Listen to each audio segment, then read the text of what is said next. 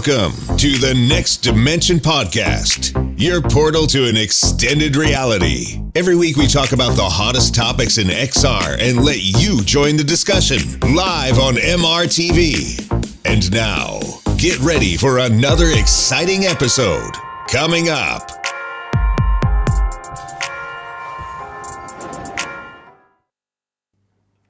Hi and welcome to Season 2, Episode 15 of the Next Dimension Podcast, your podcast that's all about VR and AR. And I'm totally looking forward to today's episode because we're going to find out everything about the VR Trend magazine. It's my honor to say hello to Daniel and Cody from the VR Trend magazine. How are you guys doing? Hey guys, doing great. How you guys doing? Happy to be here. Pretty good. Really, really good. And we're going to find out everything about your magazine, and well, that's going to be super exciting. So where are you located, Daniel and Cody? We are in Idaho, in the USA, in Idaho. Well, we're right on the border of Idaho and Washington State. Yeah. Okay. The Pacific Northwest. Yeah. Okay, cool. I'm so looking forward to find out how you started with the VR Trend magazine and what was your idea behind starting a physical magazine in this time about this niche product that is VR right now. So amazing that you are on this episode. Thank you so much. Also, of course, with us here today is Gary. Gary from Immersed Robot. How are you doing, Gary? Really good. Yeah, great. Thank you. Excited to talk about VR Trend magazine. I've got my 3 copies here. I should have more. Oh, so perfect. I'm going to get my act together and get back on board with this. Honestly, I will. So yeah, I've got my 3 copies here. But yeah, fantastic. So cool. Oh, you have number 1. That's the one everyone wants, man. Oh, we only made like 45 of them, so we get messages every day of people wanting number 1 to complete their collection, and we just don't have them. Yeah. You Make only sure to have lock that one in the safe. 45 of them? Yeah, Wow. 45 or 65 of them. Yeah, we didn't make that much of issue 1. What?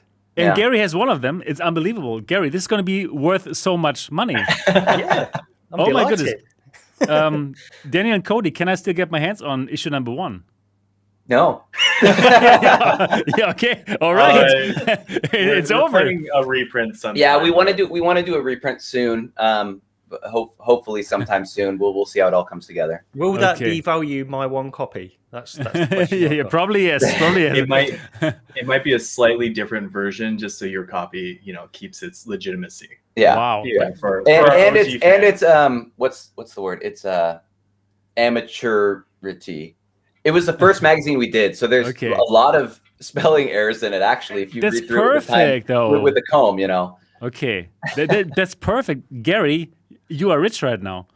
Yeah, I know. I Make, did. make no mistake. This is Fantastic. 1 of 45 in the world. Are you kidding me? This is unbelievable. Oh my goodness. Limited edition. Limited edition. Perfect. Yeah, you could probably trade that for a headset. That's right. Yeah, I think so. Get Absolutely. an Arrow or something. Wow. That is incredible. That is so cool. Yeah. Also with me, my name is Sebastian Ang, and I am the founder of MRTV and also the host of this show. And if you have never heard about the Next Dimension podcast, well, this show is all about VR and AR.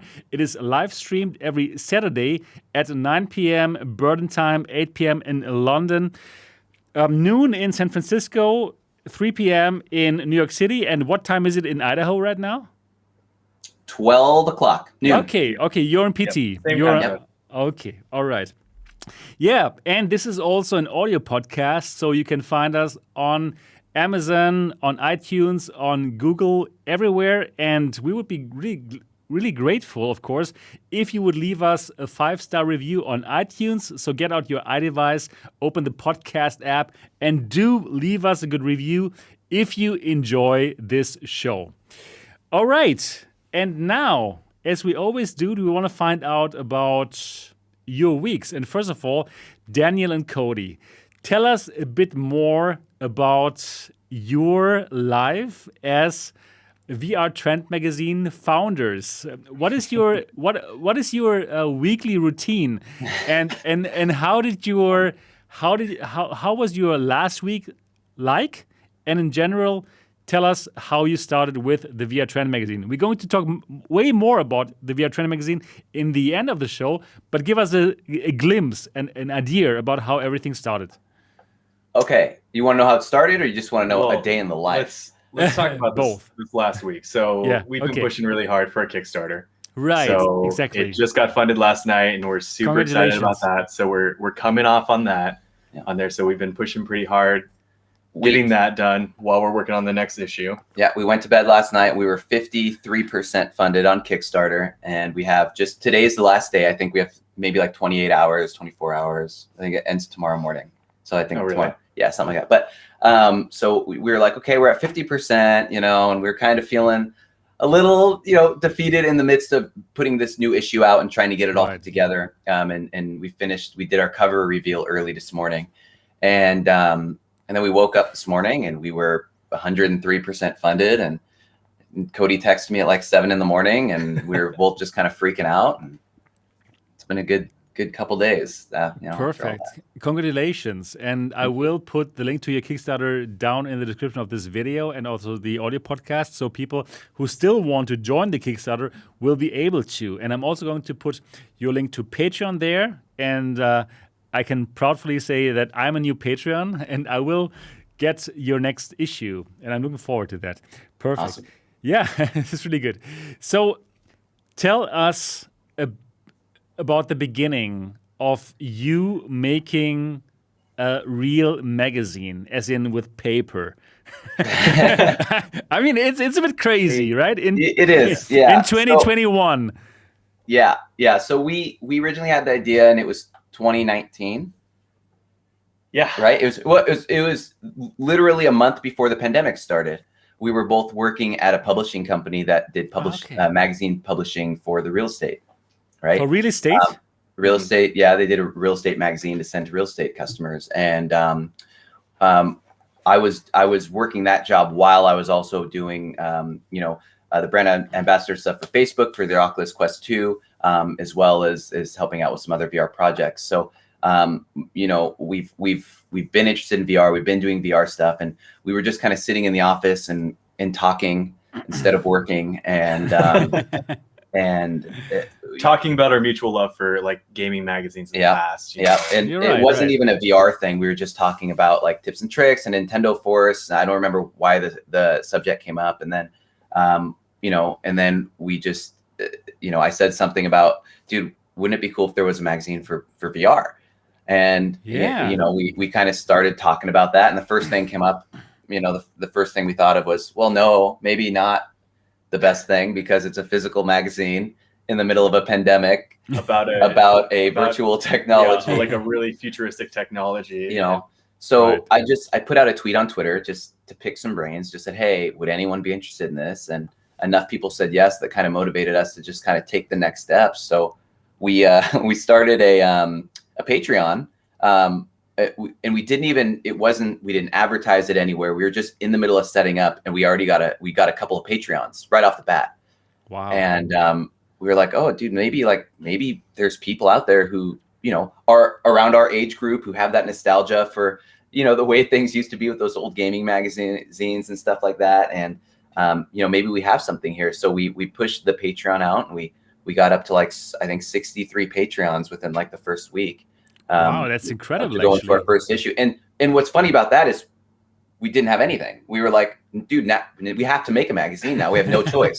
We have all these people who are paying us to make a magazine. We have to do it. Right. So then came how are we going to source content? How are we going to print the magazine? How are we going to ship the magazine? Are we going to offer this internationally? And it was just all these questions that we didn't think of when we were drinking our coffees, sitting in our office, getting ready for work, Wow. Yeah. This is so interesting. So you're still working together for this real estate magazines right now? No, we're not. I am doing VR and AR contracting for different companies right now, and then we're doing the magazine. It not full time, but it is taking a lot of time. It is taking a lot time. Yeah. But then we have a graphic design business. Yeah, so we do graphic design stuff, and shoot videos, wedding videos, just anything we can to just keep this journey alive. So the dream. Right. Yeah. It's not easy to survive in this industry, since we're still very niche, right? We're going to talk about this in a moment. Like, it seems like there's like 5 million active users of VR, which is not a lot, honestly speaking. And to make a living is not easy. But it's amazing that you came up with this idea and that it has traction. And well, I am for sure from this generation that loved gaming magazines. There was like the biggest thing ever to get the newest issue of some gaming magazine. Like for me, it was like Amiga. Like in Germany, we had this Amiga. Do you remember this Amiga? You also had it? I've got an Amiga 1200 right here. Oh, that's next to me. That's incredible. Yeah, I had the Amiga 500, and there Yeah. were some gaming magazines, and wow, I loved them. And exactly, you are kind of like recreating that feeling for me. Like, like probably it's like our generation. Like I'm in my 40s right now, and you guys, how old are you? We're in our 30s. Yeah. Okay, Yeah. all right. Yeah, so it's great that you're recreating this this feeling. Yeah, and that was that was our thought too. We knew that if we like it, and if these people that have already become our Patreons like it, there's going to be more people out there. And that's not to say that we're bound to just do physical magazines and we can't do digital and we can't do videos and we can't do stuff that encompass it. But it's so nice. And when you look at just the sheer amount of news and content and articles that come out for VR every day from everyone, trying to push their perspective on everything. Right. There's not a cumulative, as of right now, there's not a, what's the word I'm looking for? Like a, Compendium, like there's not like a hard, Yeah. there's nothing written in stone, right? Exactly, You but know, now and, we have and it. that's kind of what this is. It kind of serves as that, 20, like I say all the time, 20 years from now, your kid might be walking in a thrift store and find a VR Trend magazine and pick it up and look through it and be like, this is what it was like. Like, this is stuff they would I never, love the idea so you know much. what I mean? Like, they're going to see. I know. It's Like, it's amazing. yeah, we used to have these shoe boxes taped to our face, basically, and that's how we had to experience VR. Exactly. Yeah. Exactly. Our kids are gonna laugh at us, and they're gonna put in their contact lens or whatever it is and blast off into the metaverse. Yeah. It's so beautiful to have it physically. You can I don't know, I'm- put it And into it's a cool, time right? machine, and then you find it just like you said, and then you have it there, and you can really read what was going on at that time. It's something And totally different than a YouTube channel or what. Absolutely. And it's community based, right? So the Yeah. like the one thing we like about it is everyone within our like Twitter sphere of community, a lot of the people who support us have been in the magazine, whether they've written for it or just have photos in it or just, whatever the case may be, done art for it and provided assets. So it really kind of brings everyone together, because there's nothing cooler. It's pretty cool to get a magazine, but then to open it and like see yourself in the magazine and a story you wrote in the magazine. It's cool, man. It feels really wow. good. And there's definitely a lot of stories to tell. Obviously there's a ton of coverage on the latest technology that's coming out, VR related, all of that stuff. But we often try to cover things that are happening in the community as well. Yeah, so it's Right. not less on like, hey, this game's coming out, this is going to be great. Yeah, that's important. People want to see it, but it's also like, hey, did you know that there's this independent dev out here who's building a game based on his autistic child's drawings, right? Okay. Did you know that there's someone out there who's streaming VR specifically to combat PTSD for soldiers, right? Wow. I mean, there's Amazing, all yeah. this different stuff that just doesn't get the exposure that it needs, because it's not, realistically, it's not going to bring in the views on a YouTube video or whatever the case may be. Right. So it gets kind of lost in the static. So this is a good way for us to bring that. And what we're finding is these are the guys that are more than happy to write for us and help curate that content and help us push the magazine, because they have an objective too of getting their passions and ideas out there. So it's been coming together very well. Wow. I so love it. It's just such a good idea. And if I want to contribute, if I, let's say, want to write an article, I can simply send it to you, or how would that work? Literally anyone can. I mean, we have editors and we do the design work, but you just send us an email at info@vrtrendmagazine.com with what your idea is. Hey, I play Roblox in VR and I want to write about it. Or, hey, I'm really into this specific niche in VR chat, or whatever the game may be, or the project you're working on or whatever. And we reach out, we put an article together. It's wonderful, simple, really wonderful. And I'm going to have your email address again down in the description of this video, and also the link to your Kickstarter and the link to your Patreon. I think probably Patreon is even more important. I'm not sure where you want people to support you. Yeah, for us, the Patreon is because it's the Kickstarter was great to get us this next step of like updating our shipping and cure some of the issues we've been having. But the Patreon's what keeps the magazine alive. And which allows us to pay for just the printing and the shipping, because that's essentially how you're going to subscribe and get your magazine to your mailbox. So. Yeah. Great, and it's worldwide. Well, I'm here in Germany, and I pay like €9 now, and I'm going to get that magazine. Well, I'm so excited. I'm so looking forward to get it, and I will make a video once I get my first issue. I will make a video about it, and I'm super excited. One of the coolest moments we have is once we finish an issue, it gets shipped out, and then. About a week later, to the whole world, right? I mean, everyone, to the whole world, and then all of a sudden, like we start getting pictures of people holding their magazines. Yeah, right. That's the best, man. That's the best. That is so cool. Yeah, because I mean, tackling a magazine, just the two of us, can be pretty overwhelming. That's crazy. I think exactly. We'll have weeks where we just lose our minds there for a while, disappear, fall off the planet.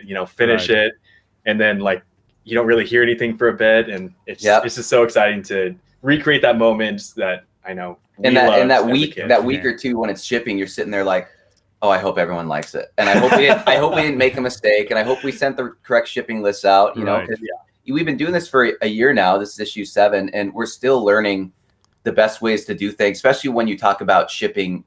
Shipping international is just it's like a job on its own. It's insane. So we're still just learning and trying to kind of smooth things out. Yeah. Okay, friends in Europe, if you want this magazine, it's only €9 per month, and you support these two guys who do so much for the community. And well, I'm loving it, and I'm so happy that you're here. So I'm a proud new Patreon, and I would be very happy if some of you guys out there would also support this fantastic idea and put on this €9 and get this magazine. I'm telling you, when I get my first issue, I'm going to make a video about it. I'm going to put it on Twitter with me and a German beer, and I hope that's going to make your day. and every issue comes with a poster as well, so you can put a poster on your wall back there. Okay, great. Oh yeah, that's what we want to see. Okay, perfect. Right behind your amazing setup back there. Thank you. Yeah, wow. Let's see what kind of posters in the next issue. Do you already know that, or? Yeah. Okay. Do you want to know? Yeah, I want to know.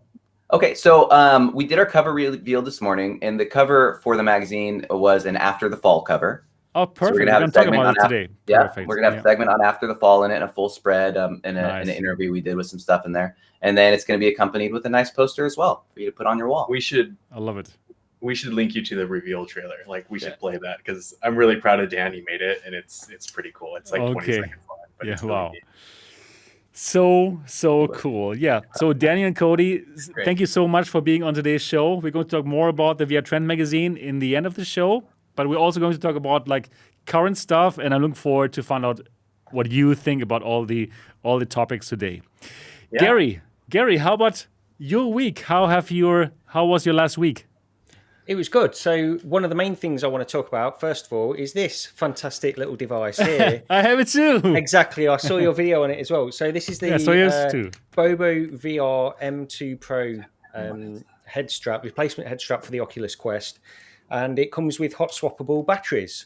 And this in itself is worthwhile, because the satisfaction that you get just by having that little click there. Oh no, I loved it too so much. Yeah, I did it 4 times in my video.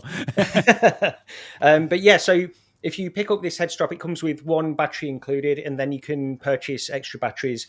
And then you've basically got a Quest that won't die. You can just rotate the batteries and have constant power.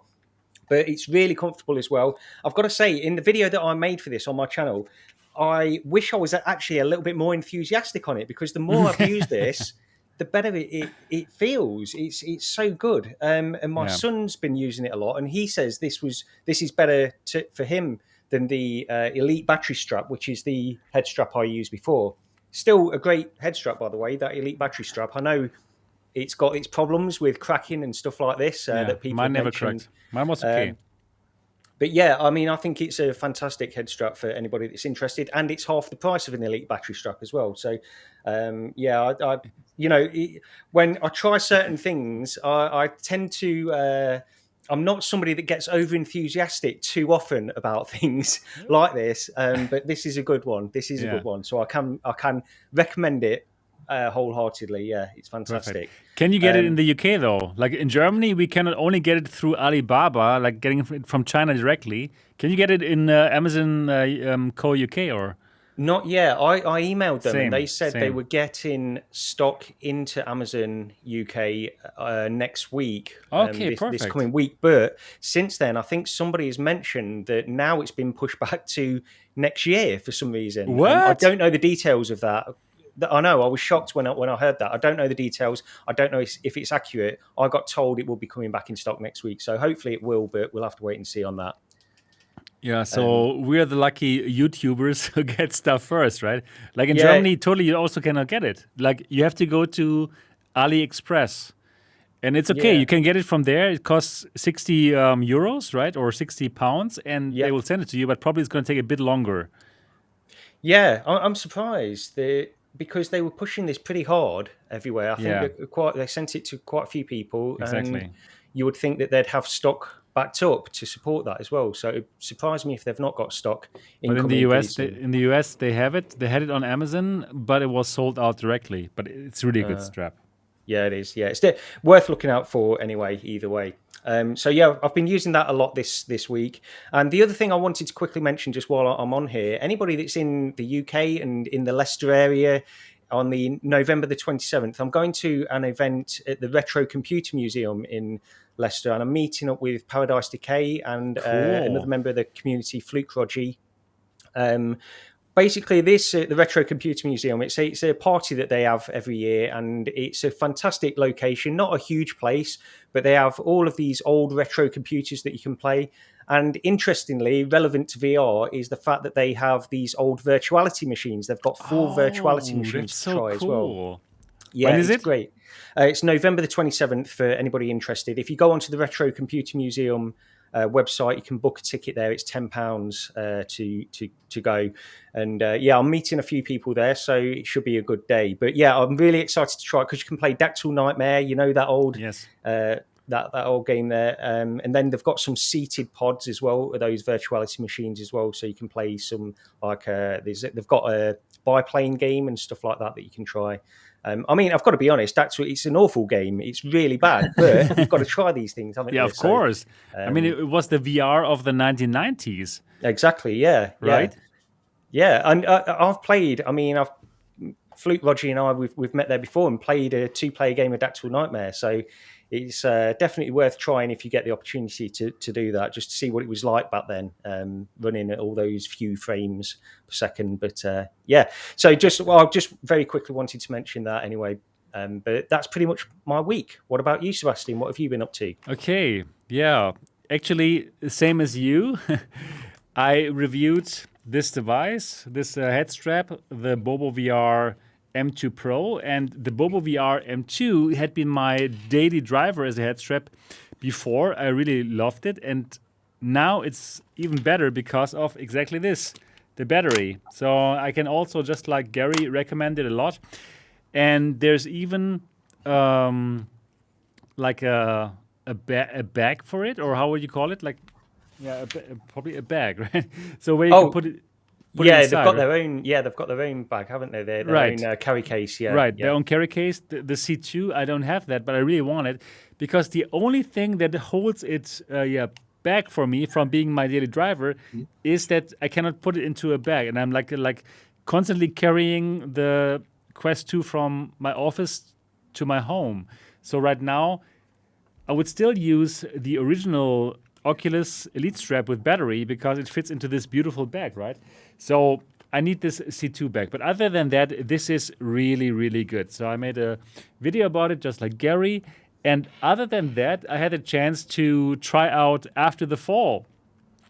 And I made a video about it. And we're going to talk about After the Fall later in this episode. So for me personally, I'm going to tell you later more about it. It's just like I believe it's about managing expectations. I went into the game with wrong expectations. I expected some Arizona Sunshine with 4 players with a story mode, but that's absolutely not it. But if you go in with other expectations, then it is going to be fun, right? So we're going to talk about this later. Yep, that's basically what I was doing here on my channel. And now it's time to talk about all the different topics. And let's change the perspective again. Okay, yes. So let's talk about the different topics. And we start with one topic. Let me just share my screen here. Here it is.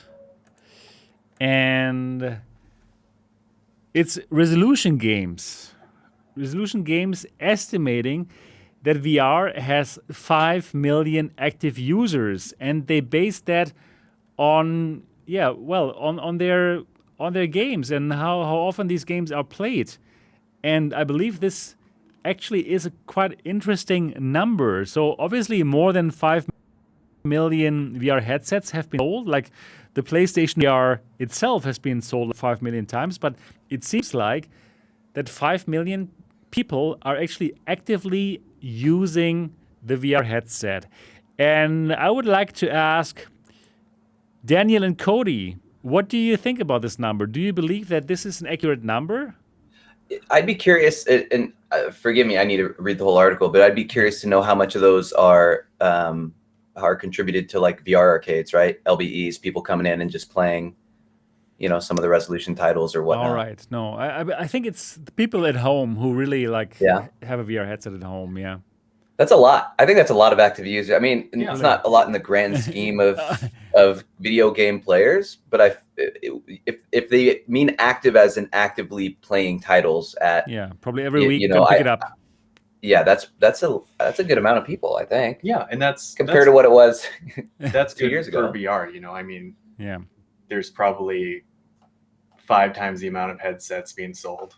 Right. I'd assume something like that. So that's a really good sign for the industry, and the more active players we have, that's kind of the cause for a lot of the games not really being as successful as they possibly could be, is just not having the users on there. So, when you start jumping into multiplayer games and there's more people on there, it's definitely a great sign. So, yeah. Okay. Yeah, 5 million is definitely already like a good base to make some money. Probably there are now like games that can make enough money to survive and have enough money for the next game. But it's still not so huge, right? I mean, in the huge scheme, it's like quite tiny, right? Gary, what do you think? I mean, I think when I read this article, I was actually encouraged by it, because I think that like Danny and Cody said, that they're 5 million active users, and we can say that there's a lot more headsets out there. We know that, as the article references, that PSVR itself is sold sort of over 5 million, because they actually mentioned that number a year and a half ago, something like that. So, I think it's actually quite an encouraging number. And one of the interesting things that I think about with regards to this is, remember, if we go back to like the beginning of modern day consumer VR, like 2015, 2016 era, and during those times where you are constantly thinking, I remember having conversations with people where you are constantly thinking, is this going to die a death? Like in 2 years' time, is anybody still going to be using VR? And you constantly had that feeling that we need to get more people into VR, make it sustainable for developers. And the question I guess I've got for all of you guys is, do you think we've got to the point now where we're past that threshold? It's not going anywhere. We've got to be, carrying on for the foreseeable future now, haven't we? I think you're right. I think we are to that point where, some sort of type of VR is here to stay. But I also think, thinking back to those times, like you were saying in 2015 and 16, and even when like the Vive launched, right? I mean, I was working at the time for High Fidelity, and I was working in their welcome rooms, and I would sit in there all day long, and I would have maybe 3 users come in, because there's just the user base wasn't there. And then you look at all these great companies and great games and titles that were out, 3 years ago that are no longer out, because at the time that user base wasn't there, right? I mean, think of games that were big when they came out, like Hoover Junkers and Raw Data, and all these games that had a really good platform and good multiplayer. They just didn't have the player base, so they just got lost in the shuffle. and companies like VReal, who made, you know, a really cool streaming service for VR, and then they went under because, again, there wasn't enough active users, right? And I still feel that we are kind of at that point, unless you're available on multiple platforms, unless you have open crossplay between PSVR and Quest and PC VR. I feel like it's still you're still fighting for that audience, right? Well, I mean, Yes. yeah, I absolutely agree. And one of the important things as well to mention there is that basically, I mean, I suppose something along the lines of what you're saying is you need to be on Quest at this point. That's really where you're going to almost guarantee the fact that you're going to get some kind of an audience. PlayStation, hopefully, I mean, you know, when they bring out PlayStation VR 2, I think that will help a lot of developers as well. But we do still hear, if you follow Reddit, you still hear a lot of threads coming up every now and again about developers that will say if they are releasing only on Steam, or they've sold like a handful of copies on Steam, and on Quest they've sold thousands of copies. And it comes back to the fact that back in 2015, 2016, you could only sell on the PC platform, later on a little bit PSVR as well. But it's the Quest, honestly, it's the Quest that's made the big difference in all of this. So I personally believe, anyway. What I go back to thinking too is, I wonder if early in the early days of VR, developers shot themselves in the foot at how all of the games were priced. I mean, early Steam VR games were priced at like $4.99, $8.99, $9.99, and now someone puts out a great game and asks $39.99 for it, and you know, you get a community uproar because it's priced so high when that's the price of a standard game. And I feel like now, like, you know, all the games have to be in that, you know, $13 or $14.99 to $29.99 price range, regardless of how good they are. You know, so I'm wondering if the way we set it up, you know, back in the day with just how the community was at the time, if that kind of hurt the devs in the long run, because they have to price accordingly now, and it's not that high. I think you're absolutely right. It's so strange actually to see that for our community, the games are so cheap, even though we even have like less of a target audience. So that's not so sustainable, in my opinion, right? So I totally agree with you. Like if somebody like launches a game, it's $40. It's like, what? Full price game? How dare you? How dare you? What's the matter with you? Yeah, it's tough, right? And then, well, there are like AAA games like Lone Echo 2, which are priced at this, and then it's like just tough to compete against those games for like an indie game. So I totally agree with you. I don't quite understand why it's so normal that VR games are so cheap, and I think you're right, Daniel. It was difficult back in the early days, though, I suppose, for developers, because nobody knew the impact or how many people were going to jump on this VR thing. And it was difficult to price your games at that time as a developer because you didn't know how many people were going to do. I mean, you look at Cloudhead, they made a fantastic game, which was pretty much on the launch, I believe, of the HTC Vive. Not Heart of the Ember Stone was the second one. What was the first one called? The Gallery, anyway. The Gallery. Gallery Starseed, yeah, that's right. They made a fantastic game, but really that game and that form of what they were making really wasn't sustainable. And they pivoted and made a fantastic game in Pistol Whip that was far more, you know, it was more mobile focused as well. It was able to be transitioned over to that mobile platform, and that's where they make their money. But yeah, I do think it was difficult back in the early days because there was a level of expectation from developers that there were going to be a lot more users of VR perhaps than there were at the beginning. It was a little bit slower to take off. And now I think it's really starting to hit its stride. It's interesting to see how it's gone now. Yeah, right. Yeah. So let's see how this goes. So 5 million active users now. What do you believe, Daniel and Cody? How fast is this number going to change to 15 million users, 20 million users? Do you think we are at the brink of this hockey stick curve? Or what do you think, in your opinion? How long will it take? We're definitely hoping so. I mean, we are in the VR industry. I really hope. We absolutely hope it's going to happen soon. No, I would think. I mean, it depends what happens with standalone VR, right? Is it going to stay? Is it going to stay a meta device? Are there going to be contenders to contend with that? To help get people on board who maybe don't have access to VR headsets, Facebook VR headsets, or just don't want a Facebook VR headset. But I don't know, man. I see it. If they say we're at 4 million active users now, I could see that double in 2 years. Would be my guess. Yeah, I think so too. Easily. I think that it is definitely the easiest point in history to get into VR right now. Obviously, the barriers to entry, the cost of it, is significantly lower than it has been in the past on there. And VR has always kind of struggled with it's either lack of the hardware or the cost of it, or it's lack of good games. So obviously more concurrent users is going to attract bigger developers. We're going to get better games on there. So I definitely potentially see it on there, and it'll be really exciting to see what's happening in the hardware market, competitors to the Quest. But I think the Quest has done a lot of great things for VR as well. So I think so too. And well, I think that Facebook actually they shot themselves in the foot by this forced Facebook login. I really think that they have it could have grown even more. And in my opinion, it's the right move to go away from that with Meta and like get this Facebook login out of the way.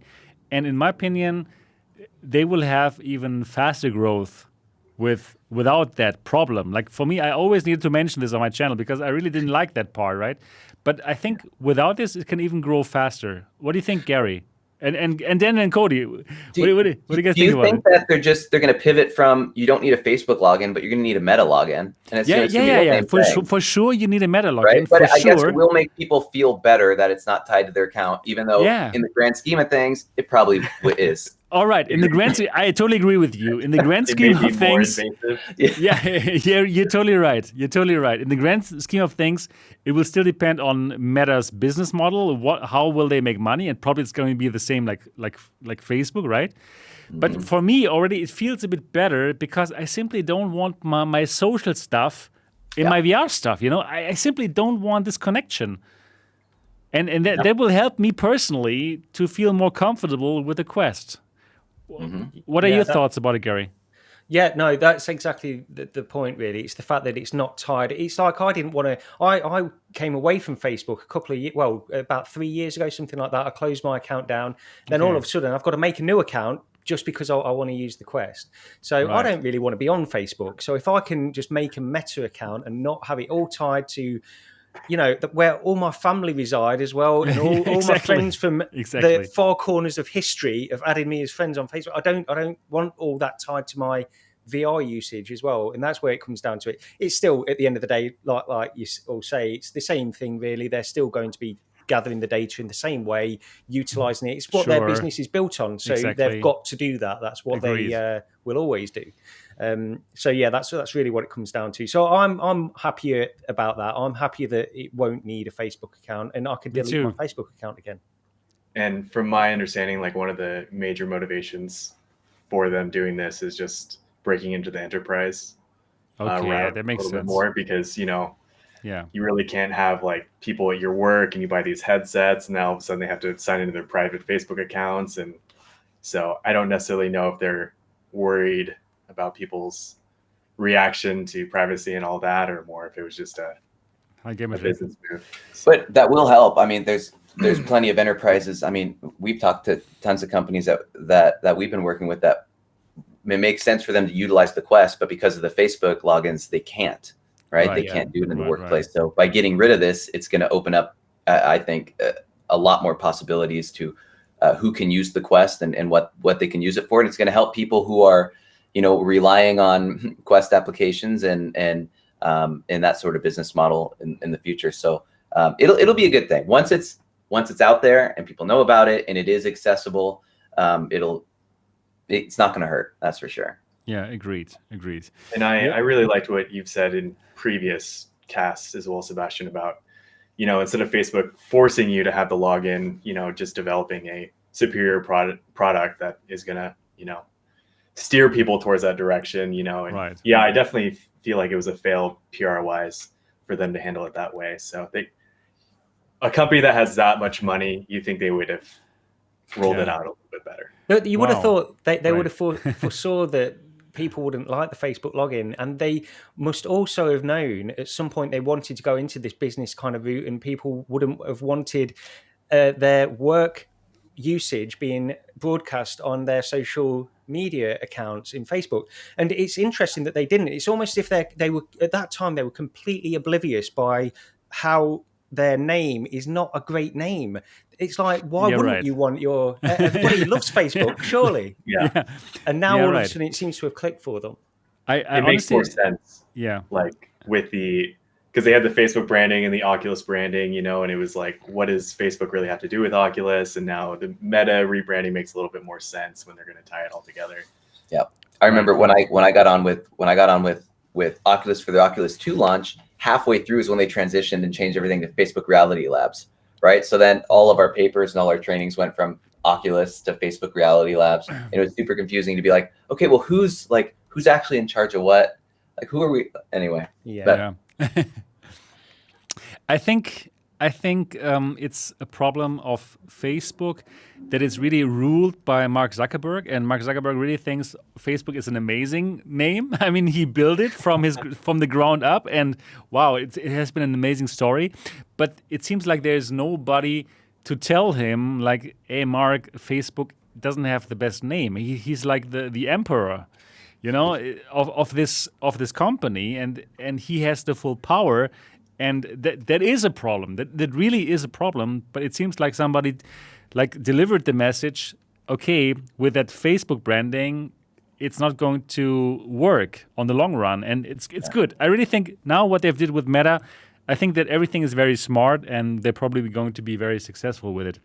Yeah, really interesting and. Very cool, Cody, that you remember what I said about Facebook Force login, and that I believe that it would have been way better to make people want to connect their Facebook account. That would really have been the better way to go about it. Anyways, now I think they have found a good solution, and it's probably going to work. Yeah. Right. Okay, cool. Let's go to the next topic. And that is an interesting topic. Like Gary and me, we met in person in Paris, had a great time there, and we checked out the Lynx R1 mixed reality headset. And the Kickstarter has come to an end with $800,000. They wanted $300,000, so they have exceeded their goal, and it has been a very successful Kickstarter. And now actually at AWE, in the States, lots of people are trying the headset, and I think all of them are kind of excited about it and have very good feedback, just like we had, Gary, right? We really enjoyed the headset, didn't we? Absolutely, yeah. I thought it was great. We've both made a video on it of our trip there as well, and put across all our feelings about it. But yeah, it's encouraging to see, because we were, they hadn't shown it to too many people when we went over there. And at the back of your mind, you're always thinking, I'm not seeing too many faults here, but is there something I'm missing? Is there something glaring that I'm missing that would make this not a great headset? But it's encouraging when everybody else gets to try it and they start to have these similar impressions to you as well. So yeah, I'm really pleased that I backed it. And I'm hoping they can deliver in April. But Kickstarter always gets delayed anyway, so I'm not too concerned if I don't get it in April. Perhaps I won't, but yeah. Yeah, right. I think they can do it, since they have this kind of production facilities in Taiwan already for themselves, so this should be interesting. Daniel and Cody, did you have any chance to try it? Probably not, right? What is your perception of the device? No. We've been doing nothing but reading reviews and watching people's video. I think Nathan put out a video yesterday, and everyone's been putting out their videos and thoughts on it.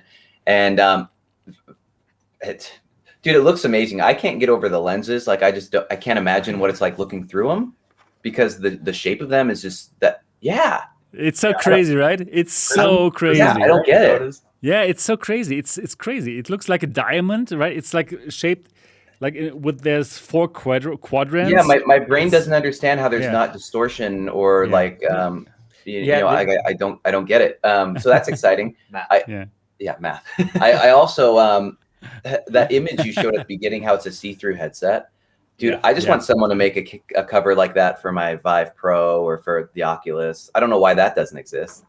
Exactly. It's cool. It's really cool, so right? cool. It reminds me of the old Game Boy Colors, Oh, you know? Yeah. The old see-through And ones. we've been keeping an eye on this headset too, just for the augmented reality portion of it too. Yeah. We backed it as well.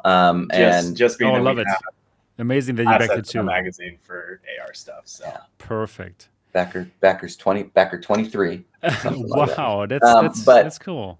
But yeah, super excited about it. I mean, it's cool to see someone who has, such a preference on like an open ecosystem creating a headset, and the specs of it look amazing, and the capabilities of it look amazing, and the lenses blow my mind. So I'm hoping I get to try it soon. I don't know if he plans on being at CES with it in January, but I think really yes. hope so. I think. Oh, okay. I'm going there too, probably. So we're gonna meet in real life. Ooh. Cheers. I think he might have mentioned that. I think Stan said that he might be going. Yeah, to he's gonna. I think he's gonna go. Yeah. Good. Oh, Cool. Yes. Yeah. I look forward to trying it. Yeah, for sure. It's so interesting to look through these lenses and then see it all. Like work. Just like I was exactly like you, Daniel and Cody. I couldn't believe that this will give you like a normal VR experience, right? Because it just looks so crazy. And it works, right, Gary? It works. It's just a normal VR experience like the Quest 2. Exactly. but you don't notice. You don't have like. There's no like side There's distortion like you get on like a No. Pimax or anything like that. I am somebody who is very, very sensitive to, and I hate any kind of distortion whatsoever. And it's like looking through a Quest 2. That is what it's like. And even so, it's got individual IPD adjustment for each eye as well, so you can move each eye separately, and you don't even need to be that accurate. Honestly, it's weird. I thought you'd have to be absolutely dead center in that lens, but there is a little bit of give there as well. But it's crazy how it works. So I can't understand it either. I tell you what, if you hold one of those, I've got one up there, one of those lenses just up to your eye, you can't even see through it. It's completely opaque. It looks completely opaque. It's so strange, right? That it works. You're right. Exactly. But it does work, and it's kind of fascinating. And the things that you can do with it are even more fascinating, as in this kind of mixed reality where you've seen the videos, right? Where you take the sun out and then you put the sun into your real environment, and you can walk around it. And then you're in augmented reality, and you have this color pass through. Wow, so cool. And have you tried AR headsets like the HoloLens, Daniel and Cody? Or I owned a Magic Leap for about a year. Okay. And it was great, but there's just no content for it, right? There's like 14 real experiences with it, and then it was exactly just kind of then it's over. Exactly. Yeah. And coming from VR, I think I know we complain a lot about FOV, but when you move to AR, we're very spoiled with FOV in our VR headsets because you don't get that kind of FOV in AR. I don't know what the FOV in the Lynx is though, if they're using those lenses as a pass through. The FOV is like 90 degrees horizontal, which is like huge. Probably that's quite good. In AR, that's huge. Yeah. In AR, that's huge, and in VR, it's like kind of normal, probably a bit less than the Quest 2, but around that, it's not like so much smaller. So it's pretty good, and for AR, exactly, it's amazing. Like the HoloLens 2 probably has half of it, or like 40 something degrees. So that is really good. Yeah, I think the Magic Leap was like 35 or 42 degrees or something like that, and it was just. It was cool though. It was really. Yeah. I mean, I love AR headsets. Gary, you also had one, right? I had one. Yeah, I sold my Magic Leap a few weeks ago. I had one. Oh, really? But it was good to try. I really, it's impressive for what it is. It's 2018 technology. I think it's impressive. But yeah, the Lynx in terms of AR, that's the part. The mixed reality part is the part that really is interesting to me. And it can be used as a VR headset as well. But the thing you were saying about the field of view, because it's sort of away from your face. If you use it in the mixed reality mode, it's sort of away from your face, and you still have peripheral view outside as well. So that helps even more with all the AR stuff, because you can still see like your arms when they're outside of the view of the cameras and stuff like this. I honestly think the mixed reality side of the Lynx is the part that really is almost the reason for me backing it entirely, rather than the VR aspect. Could you can you imagine when you're talking about the pass through real quick, and the color pass through? Like I still like part of me wishes that there's some software update that Oculus is going to put out that just turns on their camera color pass through, that they just have it that they just have it turned to black and white for some weird, reason or whatever. But the Quest would be such a usable headset and have such good AR capabilities if it just had color pass through. You're right. But that's what Project Cambria is going to be about, right? Yeah. Next year, we're going to get it with this beautiful color pass-through. And, of course, then it's going to be Lynx against the Project Cambria, against probably the Apple headset, which is also going to have exactly that. So, wow. I think mixed reality and augmented reality, they will pick up speed. It's going to be a thing, and we will get some exciting applications from it. And I can't wait to see what people do with the Lynx R1, right? With all the creative people who will get this headset into their hands and then create content for it. Perfect. Is it something that you also want to feature in your magazine? Oh, yeah. Absolutely. Yeah. Do we have it in there yet? We have it. No, we have it. Okay. Oh, this issue? We already. Yeah. Oh, yeah. We already have. Yeah. For this, it's in this next issue. That's right. Yeah. Okay. Cool. Coming up, which a couple weeks. Probably is when that's shipping. So. Great. Yeah, we talk about it. Nice. We're looking forward to it. Like I said, the mixed reality portion of it is pretty exciting. Something. Right. I mean, because when you think about we integrated AR into our magazine, right? So if someone has a good, easily to use AR headset, if someone's wearing a Lynx and they open up our magazine and stuff starts popping out, I mean, that's the goal. That's the dream. You're right. There's just not enough people with AR headsets yet. So right now. But it's going to happen. It's going to happen for sure.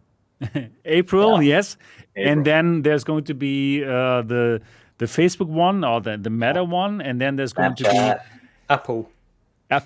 And I believe this is going to bring it into the mainstream, and it's going to be pretty fascinating. Anyways, Lynx R1, congratulations again to Stan and team for making it happen. The $800,000, that is really cool.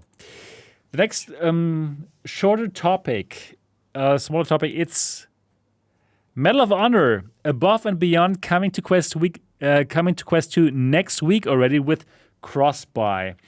And this is like 45 gigabytes of game, and I'm really not sure if I can put it onto my Quest 2 since I have the 64 gigabyte version. Unfortunately, you have to get rid of lots of stuff. Anyways, I would like to ask you, what are your thoughts about it? Gary, Daniel, and Cody, is it a game that you're looking forward to on the Quest 2? And have you played it before? I can go. Yeah, so I played the PC version when it first came out, and I thought it was okay. You see, the problem is when it first came out, it had a few different issues. It had performance issues, first of all, on the PC, and it also had this thing where you'd do a very short scene, then all of a sudden you'd get this really short thing where it would say you'd completed a mission. It was like a little cutscene that you'd gone through, really. So it had this really strange thing. Since then they've patched it and done all these other things to improve the game. But I've not got too far through it, honestly. I've played probably about 3 hours, something like that. It didn't hold my interest for whatever reason. But of course, with it coming over to the Quest, the big thing was, how did they even get this game running on the Quest in the first place? And the answer might be that they've got this new application Space Warp thing. Yeah. So this might be the first example that we're seeing on the Quest 2 where they are utilizing that. And it would be interesting to see how this runs, and if they are utilizing that, and if they're not utilizing it, why not? That's the thing. So it will be interesting. But I don't know what you guys think. If you guys played the original on the PC, I played the PC version when it first came out, and I remember there being a lot of issues too. I can't remember if that was, because it's been a while now, that was one where they had some locomotion issues I wasn't too fond of, but same thing. I probably played 45 minutes of it, and at that point it just didn't have anything that at the time was mind-blowing to me as far as different mechanics and the way things work, and but I can see the appeal of it coming to Quest as a Quest title. I mean, we're talking about a game that came out at a time when not a lot of people had headsets, not as many people had headsets. The Quest 2 wasn't as relevant as it is now. And I think, with any luck, we're going to see a lot of these games that we've been playing on PC for years start moving over to the Quest, which is good for Quest users, maybe not as exciting for people, PC VR users who've already had the opportunity for the last year to play this game and beat it 12 times. They might not have a reason to go back to it on the Quest. Okay. Right. Yeah, I must say I really enjoyed that game, and I was actually like kind of surprised how many people like hated on it. Yes, I understand there were these issues at the beginning, but honestly, I think the game is not as bad as many people made it look like. So I'm really happy that now people can enjoy it without any performance issues, because I'm quite sure they have totally nailed it with this game on the Quest 2. And who knows, probably it already makes use of that application Space Warp, where like the Quest gains like 70%. It's like Facebook or Meta is really doing magic, right, with the software updates. Yes. It's crazy. It's really, really amazing what they're doing with all these smart people working there. The hardware is already great, but the software is getting better like every single week nearly, right? And gaining 70% of performance is like magic. So that's why I believe that games like this, like Medal of Honor, can make it to the Quest. Probably this is already using it. We don't know. I think it kind of makes sense. Like the timing is kind of right. Timing, right? Yeah. Right, exactly.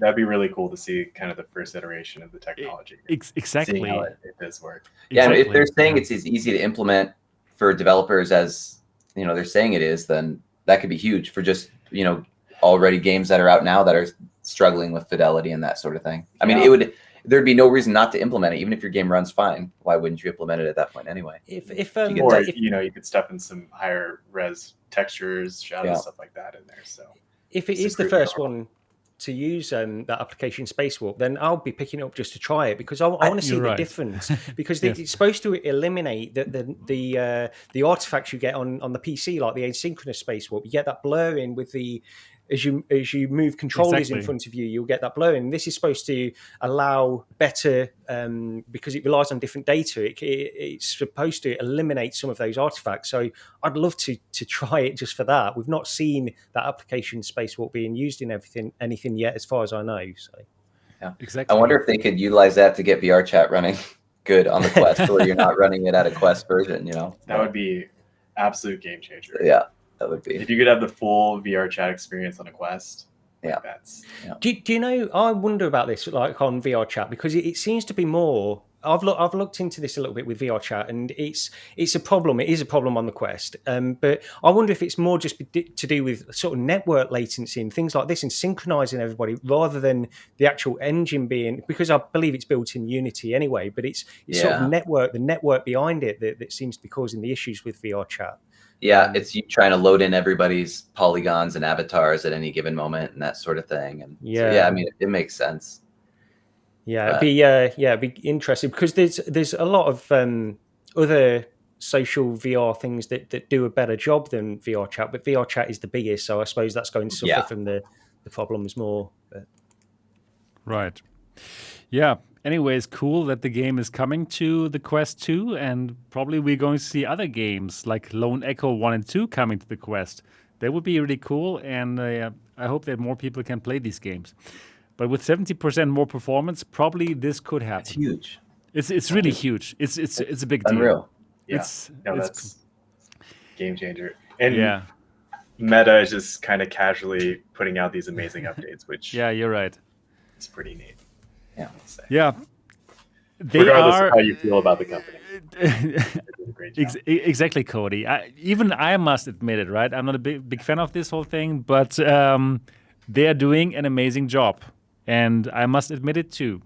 You can't deny the technology. I mean, you can't deny it. The Quest is absolutely incredible. It's fantastic. It's an incredible device. And the fact that they've just given us all these updates, right? The hand tracking. I mean, when you look at other VR companies or headset manufacturers, whenever they come up with some new, hand tracking or something like that, they just pop it in a new headset and sell you a whole new headset. These guys haven't sold us a new headset yet since the Quest 2, and they just continue to add and add and add. So, it's beautiful. It's really good. Yeah. You can't deny it. It's just fantastic. Okay. You don't want to like it, but it's good. You know, it's you it's got to kind give of credit good. where credit's due. You know, No, you're they are totally doing a right. good job. Exactly. And Exactly. really, I mean, begrudging.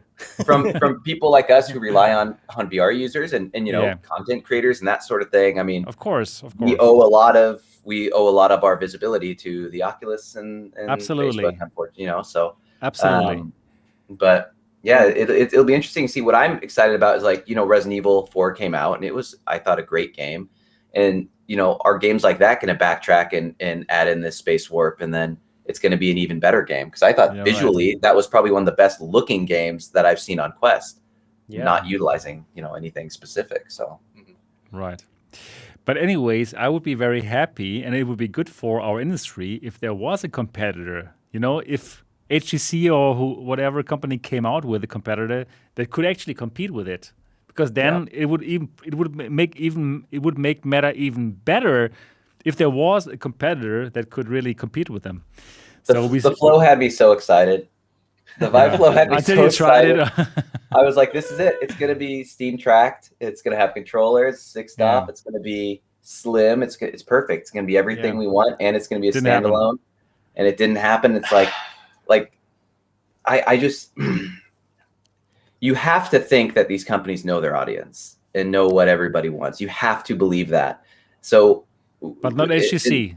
Well, the hardest thing with HTC was the way they hyped it up, and even their marketing hyped it up to like they were hyping it in a very cryptic way towards consumers that got everyone thinking this is going to work. You know, this is going to be the next gaming device, right? This is going to be the next gaming headset. And there was never any correction, like, hey, you know, it's not really going to be a gaming headset. So when it came out, I feel like it was just such a letdown, and those letdowns hurt, you know, especially when so many of us are looking for another solution or just a new technology or something better. And it seems like we've hit a stagnant point where everything coming out is just the same, but wrapped up a little differently. And there's nothing really taking it to the next level, which I think is why the Lynx is such a great appeal to people, because it's a smaller company actively trying to take it to the next level, trying to add things that you can tell that Stan and his team, like, they love VR, they know VR, and they want the same things that us as consumers want. Like, they are us, right? You know what I mean? Like, they get it. They know, hey, why wouldn't we have color pass through? That makes sense. Why wouldn't we have hand tracking? It makes sense. Like, it's all this stuff that I think from a next gen VR headset we'd expect, right? And until we start getting that, I think it's just like, you know, cool, you know, another headset, great. What's it do that my original Vive at this point doesn't do, right? Not a lot. No, that's exactly right. What you're saying there, and I actually think, because with the Lynx, we only need to look at what they are doing with their mixed reality stuff, and then we know Meta's plans, which is almost identical to what Lynx have already started years ago. When I made a video on Lynx, I said that they're a company that are actually ahead of the curve. They're doing things that the bigger companies are doing next year or the year after with Apple, because Apple will probably come out with a device very similar to Lynx as well, in terms that it will be a VR, AR, mixed reality kind of hybrid device as well. So Lynx are the first ones doing that, and the advantage that they have going forward is, well, they're a small company. They're not bloated. They don't need to add all of these things, put it through all the bureaucracy of their company. They can get these things and iterate quickly, and I think we will see that from Lynx going forward. Yeah, that's good, and I'm looking forward to that. But again, to talk about the HTC Flow, it's just like mind-boggling to me how HTC, like, time and time again, doesn't get the targeting right. Like, this device is targeted at people who do meditation. It seems like well-being. It's a well-being device. And I couldn't think of any group who would not want to have this device. It doesn't make sense in my opinion. They built it as a niche in a niche market, you know, kind of like making a VR magazine, you know. Like on paper, exactly. A niche market, you know, most niche thing. But yeah, which is a shame, because, dude, the Vive Pro to me is still, like, I go back to it all the time. It's still one of my favorite headsets, you know. And dude, and it's just, it's such a shame, because had they just built upon what they already had in the gaming community, you know, in the VR community, I think they'd still be a top contender. But now they're just looked at as kind of just like, you know, yeah, they were good back then, you know, and now they just don't really have any place in the space other than LBEs or business, you know. I think part of the problem for a lot of these bigger companies too is just the development cycles take years and years and years, you know. So they are kind of shooting in the dark in some sense, you know. They're trying to project what's going to be popular and, you know, 3 years down the road or whatever it is. But yeah, HTC just seems to be pretty notorious for being off the mark in what consumers actually want. And it's not necessarily a focus for them right now. You know, it seems like they're doubling down on enterprise right now, and then probably going to deliver a consumer headset one of these days. Hopefully one that we want. But yeah, well, the Bifocus 3 wasn't a terrible headset, and now they just added, like, I saw that they added an update to that where you could get like 4,000 meter tracking or something like that. I like it. You know? Exactly. And they also added Wi-Fi 6E streaming, which basically nobody has, which is pretty amazing. Yeah, but we don't care as consumers, right? That's unfortunate. It's cool now. It'd be cool if that came with it when they were advertising it, but now it's such a thing that not a lot of people even know about it, and that could be the biggest headset for VR arcades, I think. Exactly. The Bifocus 3 could be a killer for VR arcades. Agreed. You know, but it seems like we know these companies have the technology because they put them in different headsets, they use them for different things. I'm not an engineer. I assume it's very, very hard. But how hard is it to put it all in one headset? You know, I don't know. They could do it. I think they could do it. And the thing is, like, I think everybody wanted to have like the Focus 3 as a consumer headset, probably slimmed down. It doesn't need to have all the bells and whistles. Just like give us a competitor that could compete against the Quest 2. And they do have the infrastructure. They even have that Viveport Infinity store where there is like content and where they already have the connections to all the developers, right? I believe like if there would be a company that could compete against the Quest 2 in terms of like store, they would be it. And I believe they could do it. Like give us a Focus 3 that is a bit stripped down and that is cheaper and, well, you have all the goodwill of this community, right? Who are not into this whole Facebook thing, but they don't do it. So I don't know what's the matter with HTC and why they like keep on not getting that mark, not getting the right fit. Well, at least if they're not going to do it, pivot their marketing, right? Because they have a pretty active Twitter, and their Twitter is very geared towards gamers and our industry, and that's just not the case, unfortunately. It should be more, LinkedIn or something. The thing I keep hearing about HTC though is that they basically make a lot of their money for the China market, and the HTC Vive Flow was really marketed to China, and I don't know the differences between the Western market and the China market is how it with regards to the Vive Flow. So I don't know. It could be a huge success over in China. I'm not sure with that, but but to me, from my point of view, it looks like they had this collaboration with Valve at the very start of VR in 2015, 2016, and then since they've lost that focus, they have pivoted into this business direction and this China direction as a consumer market rather than anything for gamers in the Western market. But like you say, Daniel, it comes down to their marketing strategy around this. That's fine if they want to do that, but why are they doing this confusing marketing at the same time? That's the thing I don't understand. That's really strange. But I can tell you that the Vive Flow in the Chinese market, it's actually marketed not as a well-being device, like it's being marketed to the West for some strange reason. In China, it's being marketed as a media consumption device and as a device where you can do light productivity, with their own Vive productivity apps like Engage and Vive Sync, which is all on the device, right?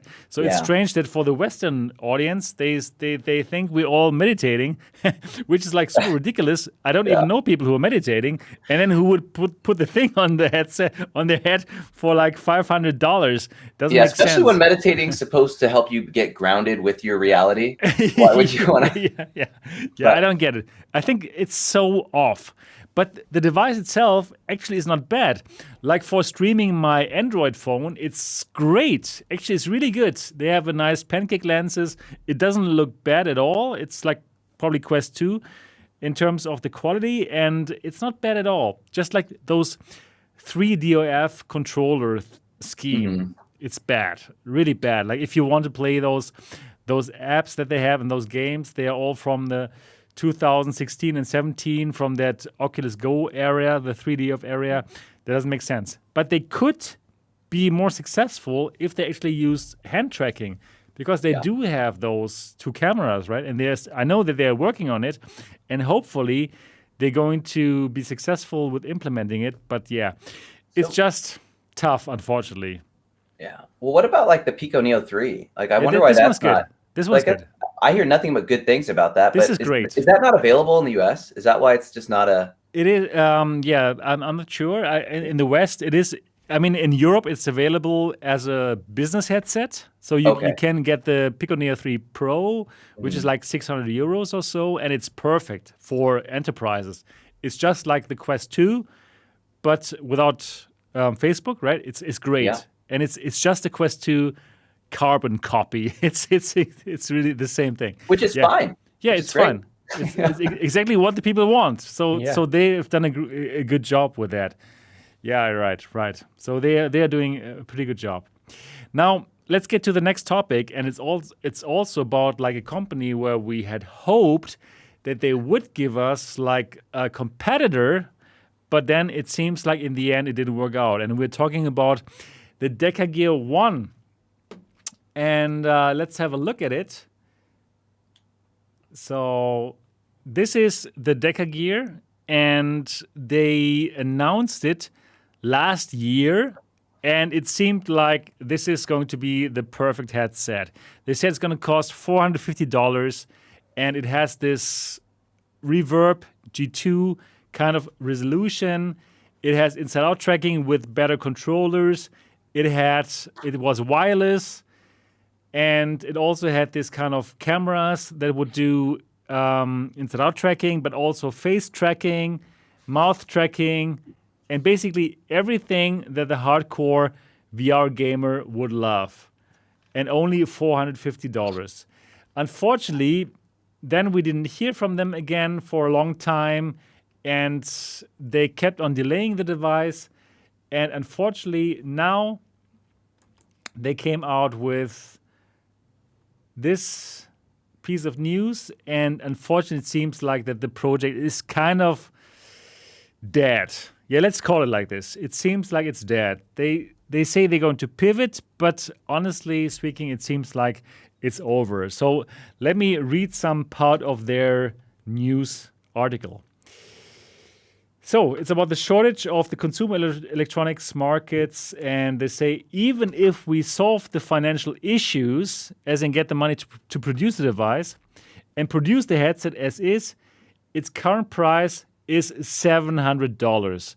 So if they would produce it, it would cost $700, and that's more than double the cost of the Quest 2.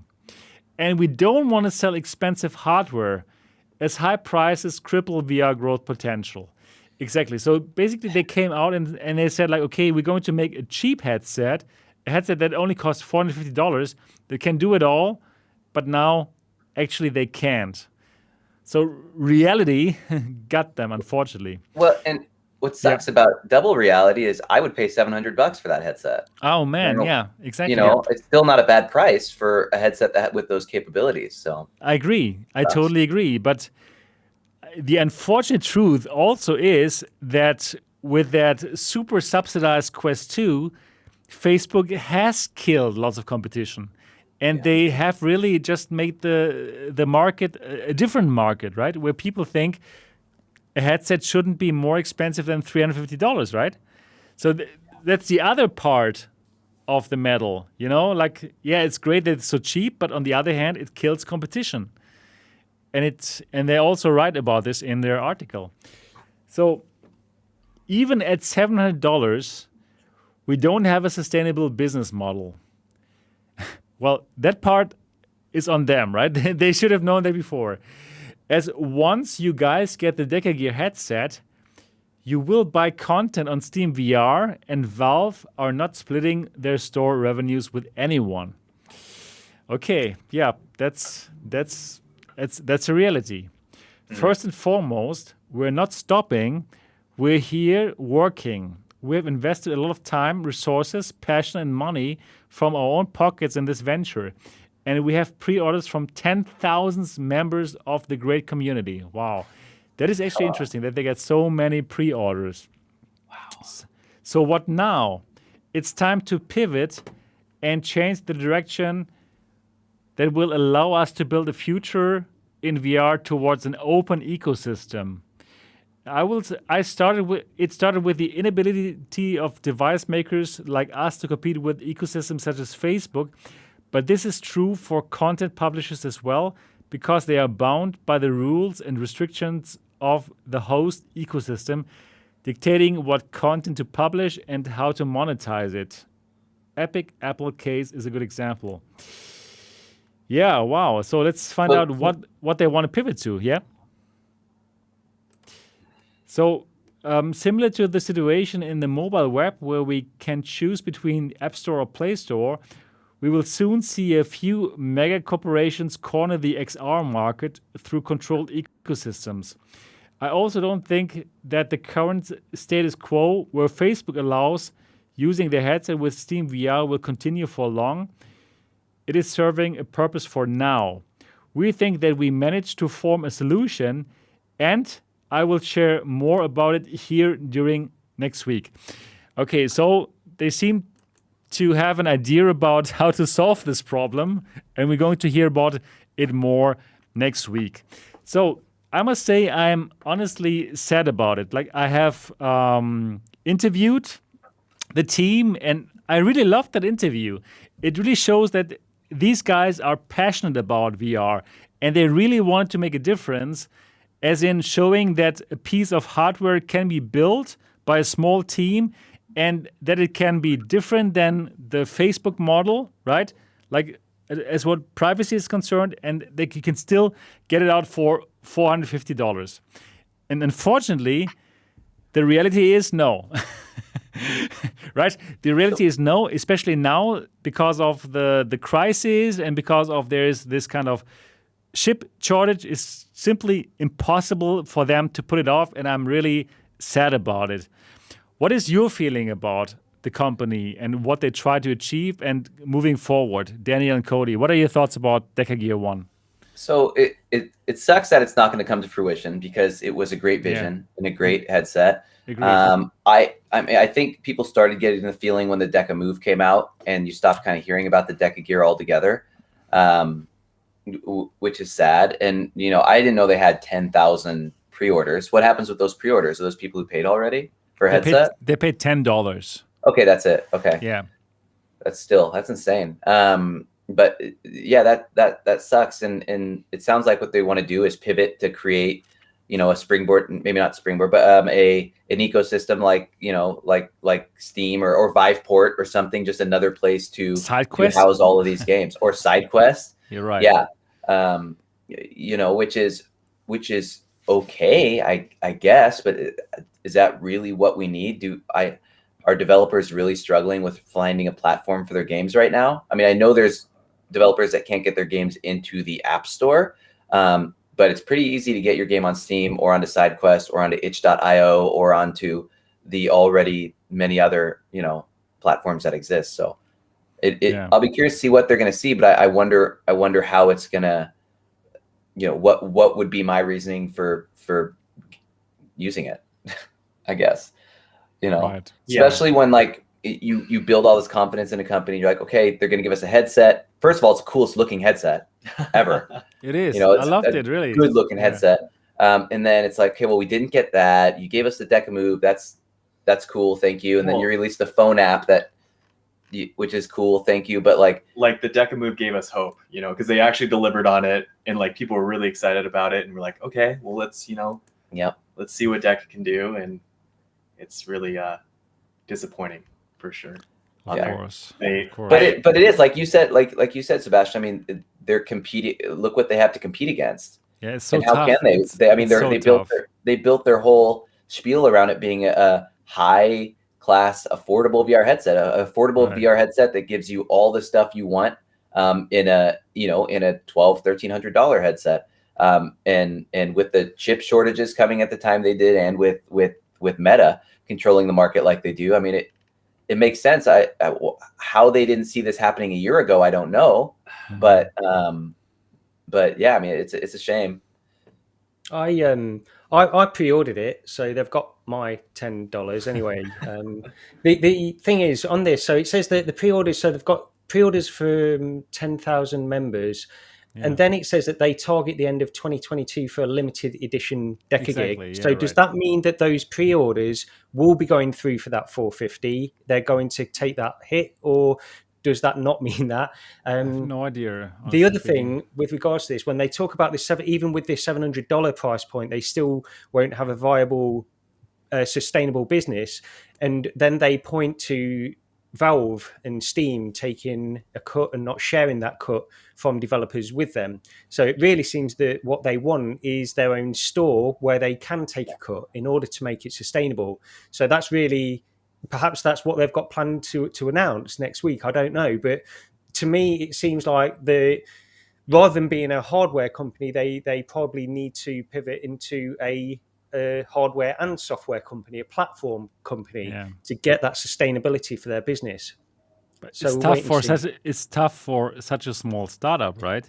I mean, even HTC is not pulling it off. In my opinion, HTC should totally move from being that hardware company where they sell hardware where they believe it's as good as like Apple hardware, but it's not.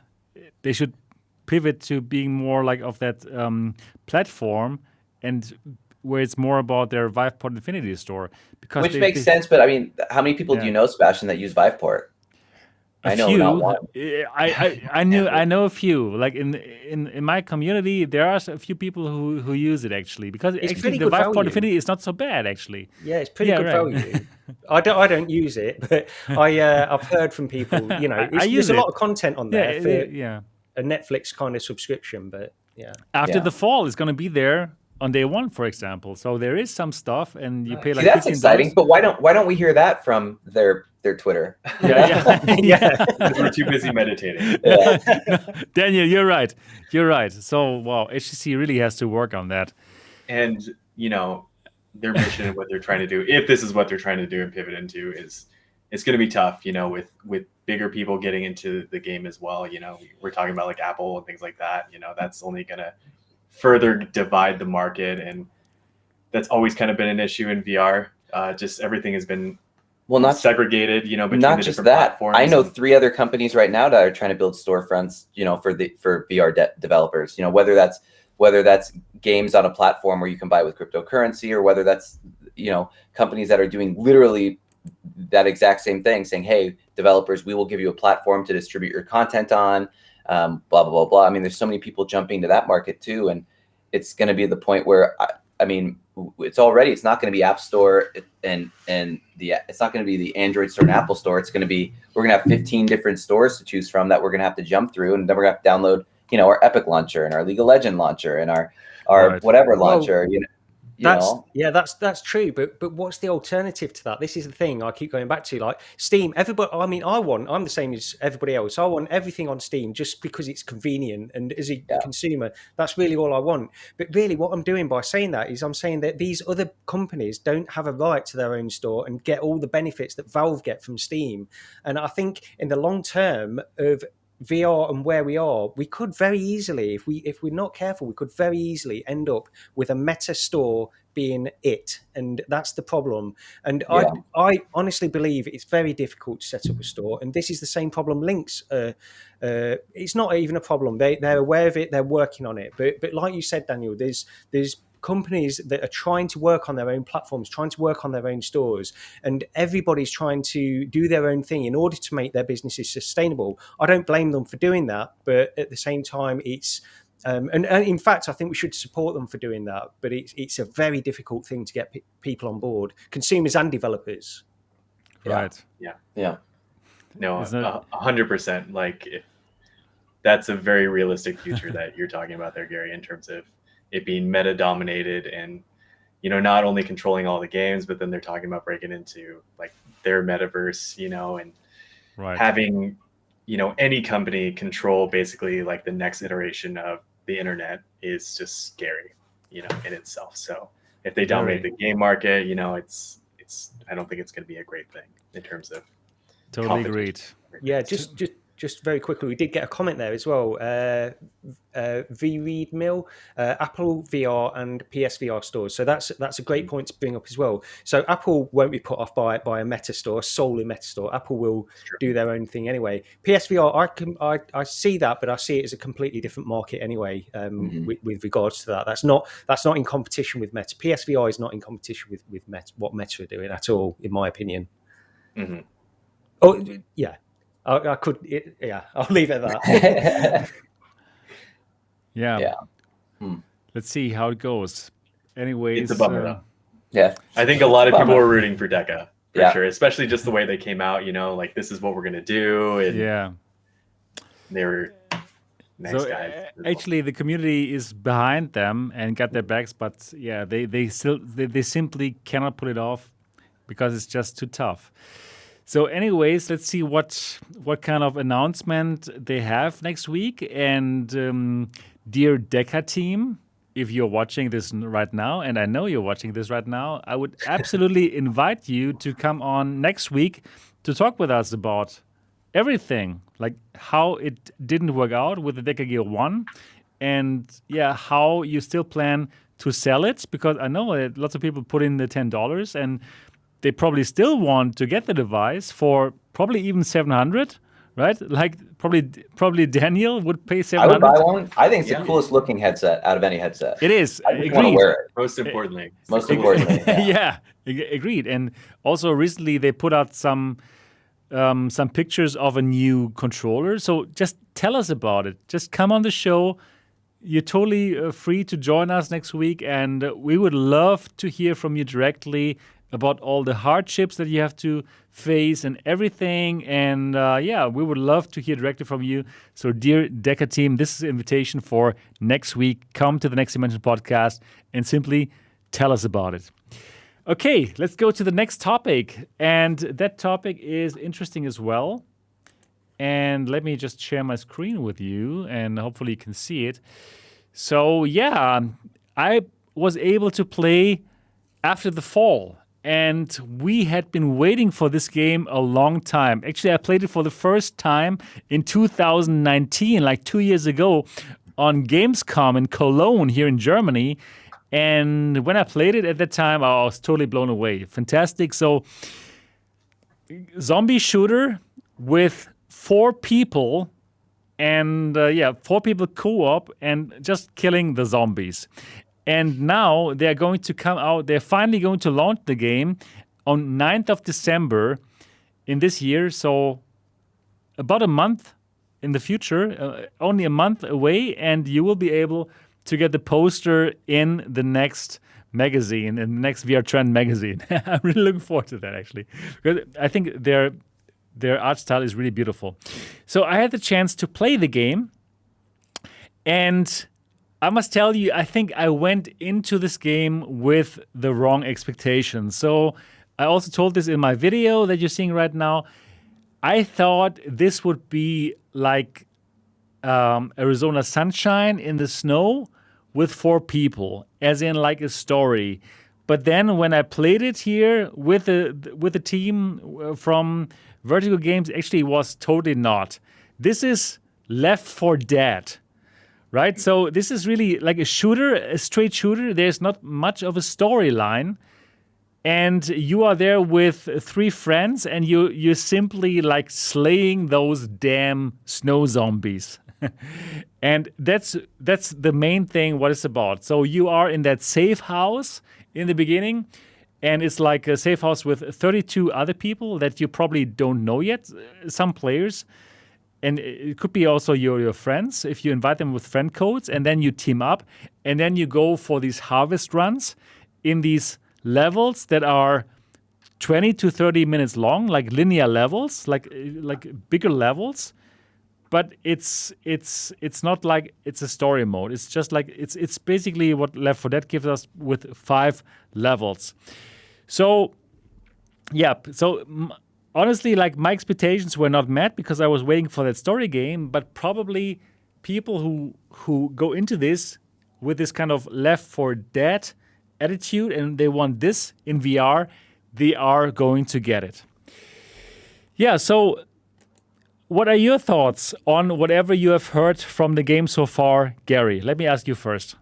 So I've watched your video on it, and a few people did some videos on it as well. And I mean, it looks really good in terms of what it's offering. Yes. One of the things that I noticed went from the gameplay that people were showing. So this isn't your own gameplay that you were showing in your exactly. video, is it? But it was actually exactly this what we see right now. Exactly it was that, exactly that, yeah.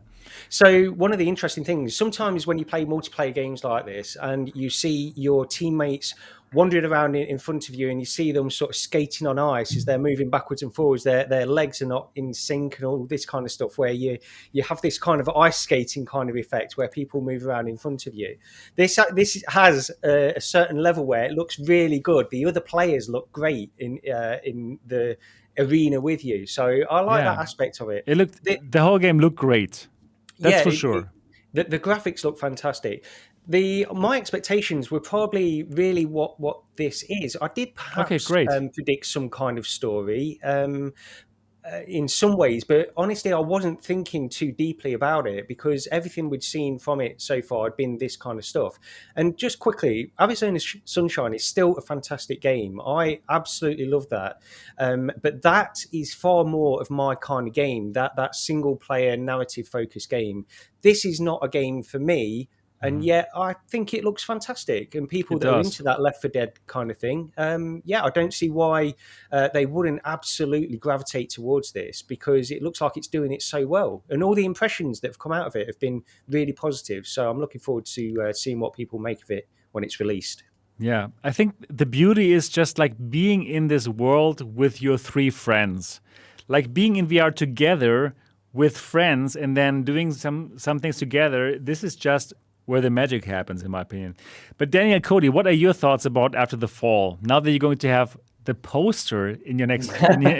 It looks amazing. I think a lot of us have been following this game for a while since we heard about it, and generating the hype, and we have high hopes for it. And I think it's delivered. I mean, when it was originally pitched to us when we first heard about it, it was like, this can be a game kind of like Left 4 Dead, and it is. It Left really 4 Dead is. was a great game. Yes, you're right. And Left 4 Dead, even though it was linear, it didn't have a lot of levels to it. It had a huge amount of replayability. I mean, people today are still playing the original Left 4 Deads online and stuff. So I think as long as they can kind of cater to that niche with having different difficulty modes, and in this title you upgrade your weapons, right? You don't upgrade your character. Yes, so like, how do those weapon upgrades work with the resources, and how many upgrades are available, and does it benefit you to team up with someone who has highly upgraded weapons compared to you before a round? And like, I think there's a lot of dynamics that we just don't know enough about yet that that are going to make this game really, really interesting when it comes out. If not anything, it's going to be a blast to play as a multiplayer game. So, and one of the things they have done really well is just the cross-platform aspect of it too. Oh, exactly. And that's what's going to keep it alive. Yeah, that's. I mean, when you can play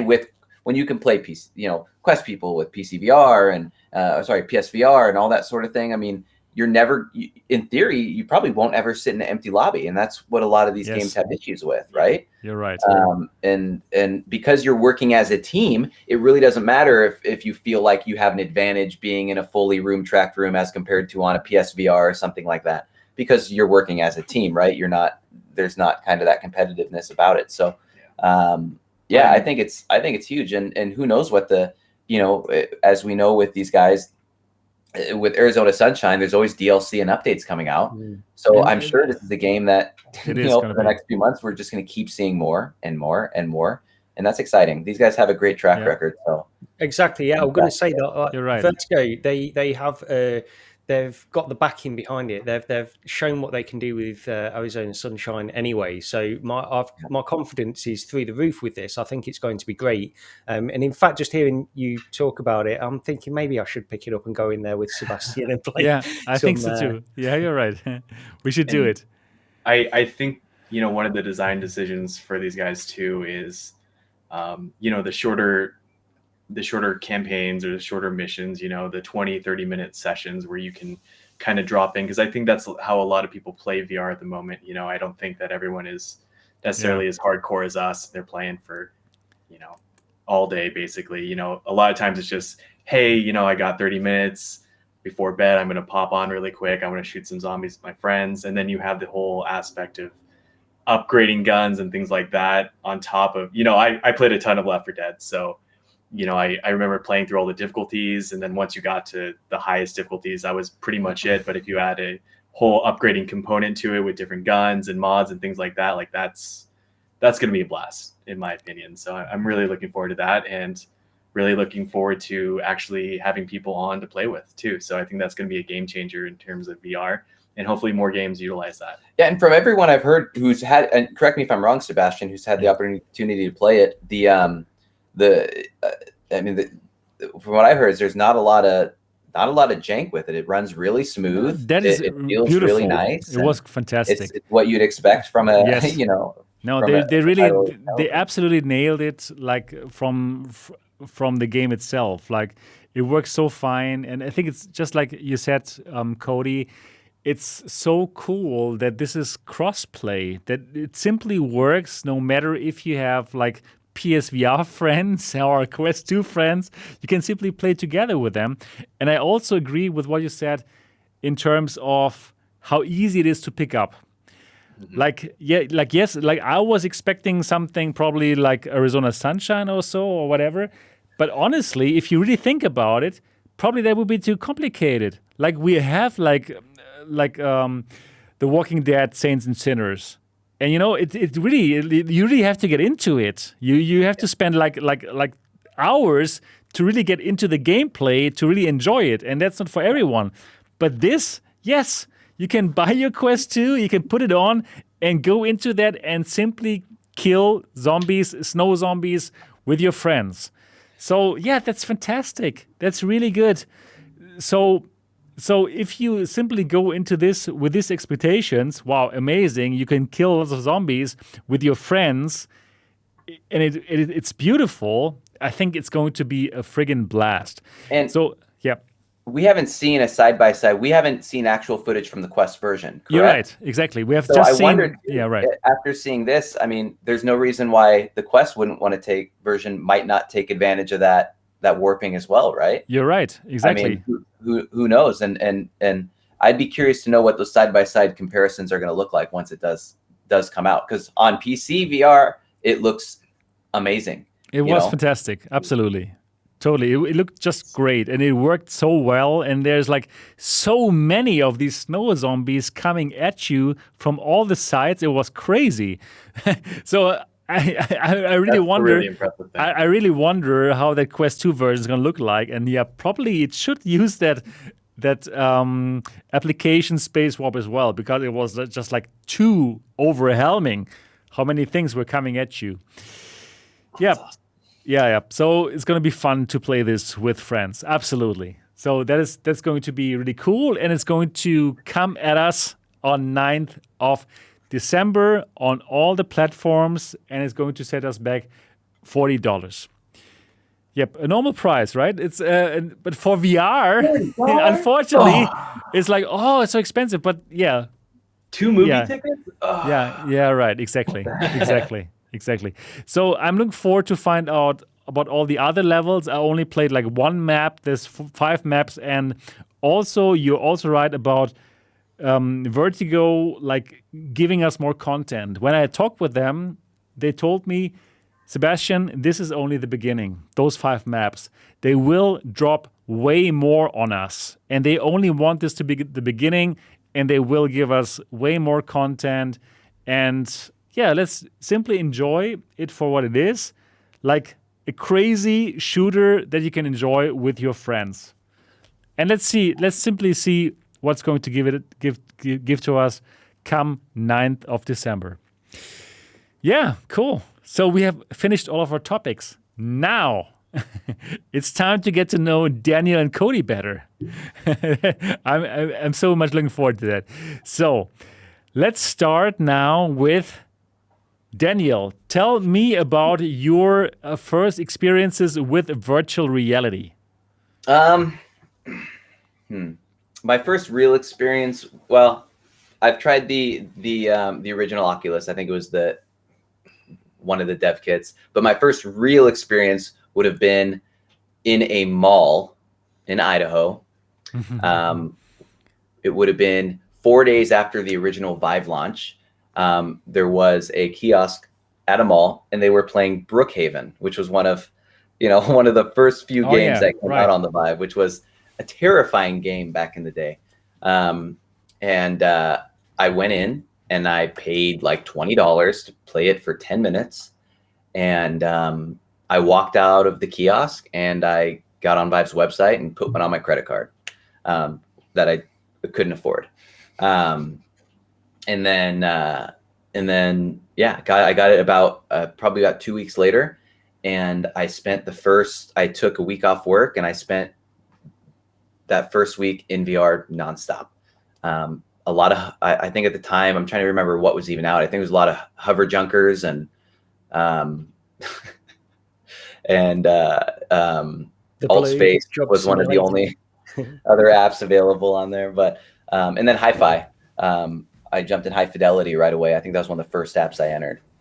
But yeah, and then just it kind of spun up from there, man. And but that was my first experience, was playing Brookhaven in a mall, screaming like a girl because it was so scary. And it was the first time I've ever experienced that fidelity of VR before. Not playing with using room scale tracking, not playing with an Xbox controller. So it was unreal.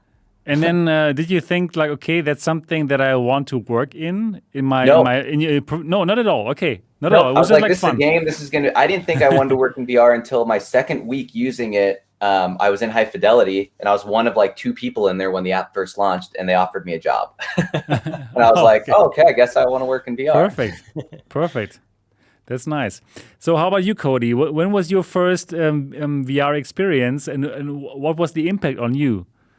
Yeah, Dan actually introduced me to VR. Dan's always been kind of an early adopter of most technologies and just loves to show off stuff. And I went over to his house one day and I ended up playing that, and it was definitely a game changer. And then I ended up picking up a Samsung Gear, and I played a lot with that, with just exploring like Google Maps and playing nobody talks. Or wait, keep talking. Nobody explodes. Yeah, the bomb defusing game. Yeah, it was pretty good. Yeah.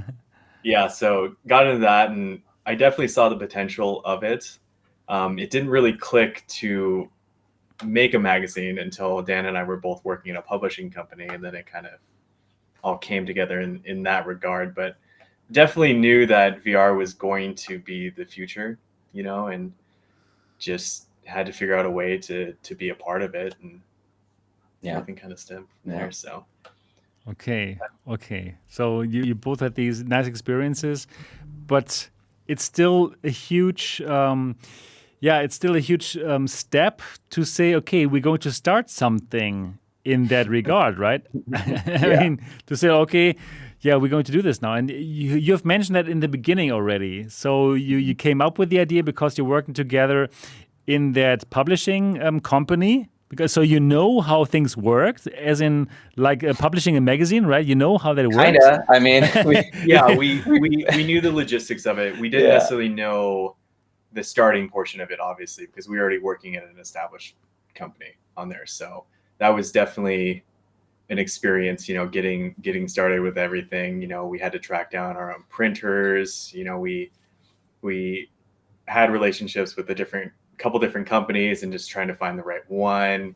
You know, you had to decide on magazine size. You'll see it when you get a Sebastian, but our magazine is definitely a little bit larger in terms of you know, your typical magazine. I don't know what they're doing in Europe right now, but it's thicker size and a higher gloss finish because we wanted it to feel a little more premium. Yeah. You know, but because of that, we had to find someone who could actually print at that size, and not a lot of printers could. That was our biggest issue with when we started international shipping, was we couldn't find any printers in Europe that would print that size without shrinking the magazine. Really? Wow, that's interesting. It's such a weird it's a weird size.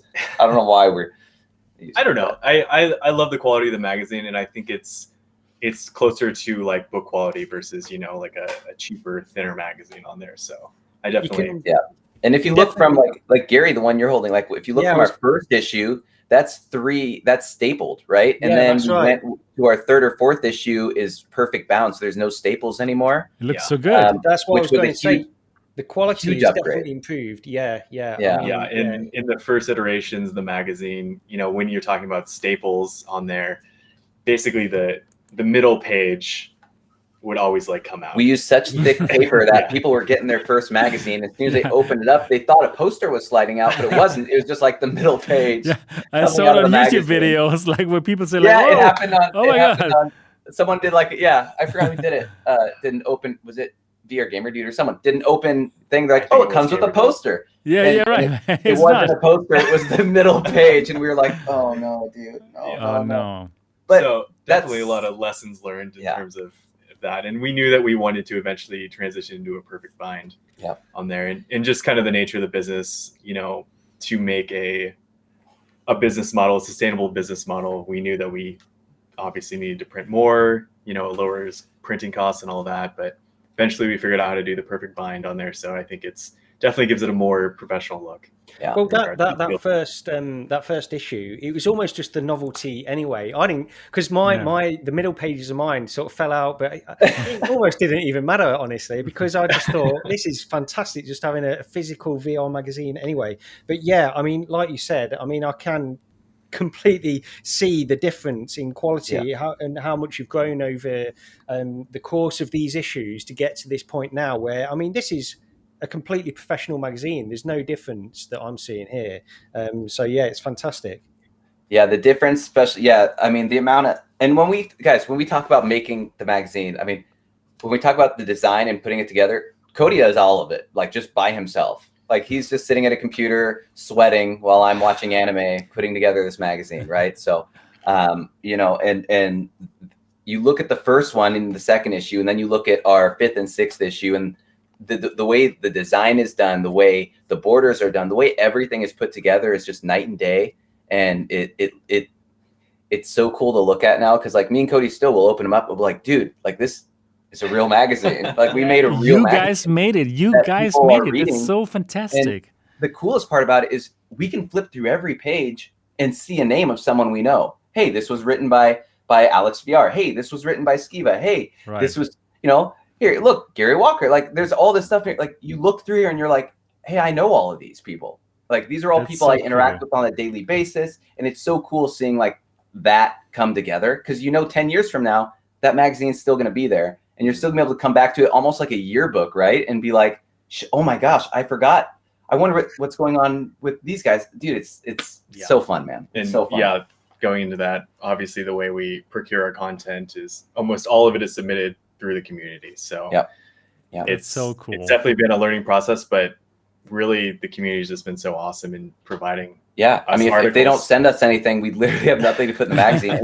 We have people who have consistently wrote for almost every issue, right? Who continue to write stuff and do stuff for us, which gives us like a good foundation to base every issue off of, which is great. And there's never a shortage of people that aren't, you know, we haven't found a shortage of people who don't want to share their passion about VR and what they're working on. I've also found a DecaGear interview as well. So there you go. I was thinking about that. Yeah, when we were talking about DecaGear interview is in there. That's right. Yeah, that's so fantastic. Yeah. But that stuff, like people will look at that, you know, even 3-4 years from now, Gary will open that up and be like, "Oh, I forgot about the I wonder what's going on with Deca now." You know, where's my $10? No, really, yeah, that's really cool. That somehow you kind of capture the moment, and then exactly like you said, like, okay, 10 years later, you will remember what happened at that moment, and you don't have that with other media, like okay, YouTube channels or no, but this, yes. Oh my God. And it's hard, and because we still need to stay relevant, which is really hard, right? Because we come out every 2 months, and you guys are covering news every day and every week. So by the time we get the news and get it to everybody, it's a couple months old. So we need to have a different perspective on it, right? We need to have, we need to be talking about it in a way that's not, just here's a game and here's why you should get it that you haven't heard 100 times, already. So we're constantly looking at those things, and which is a reason we integrated the AR into the magazine, right? Because we're trying to make the magazine, we're trying to give it more utility. We understand what it is. We understand what it can do.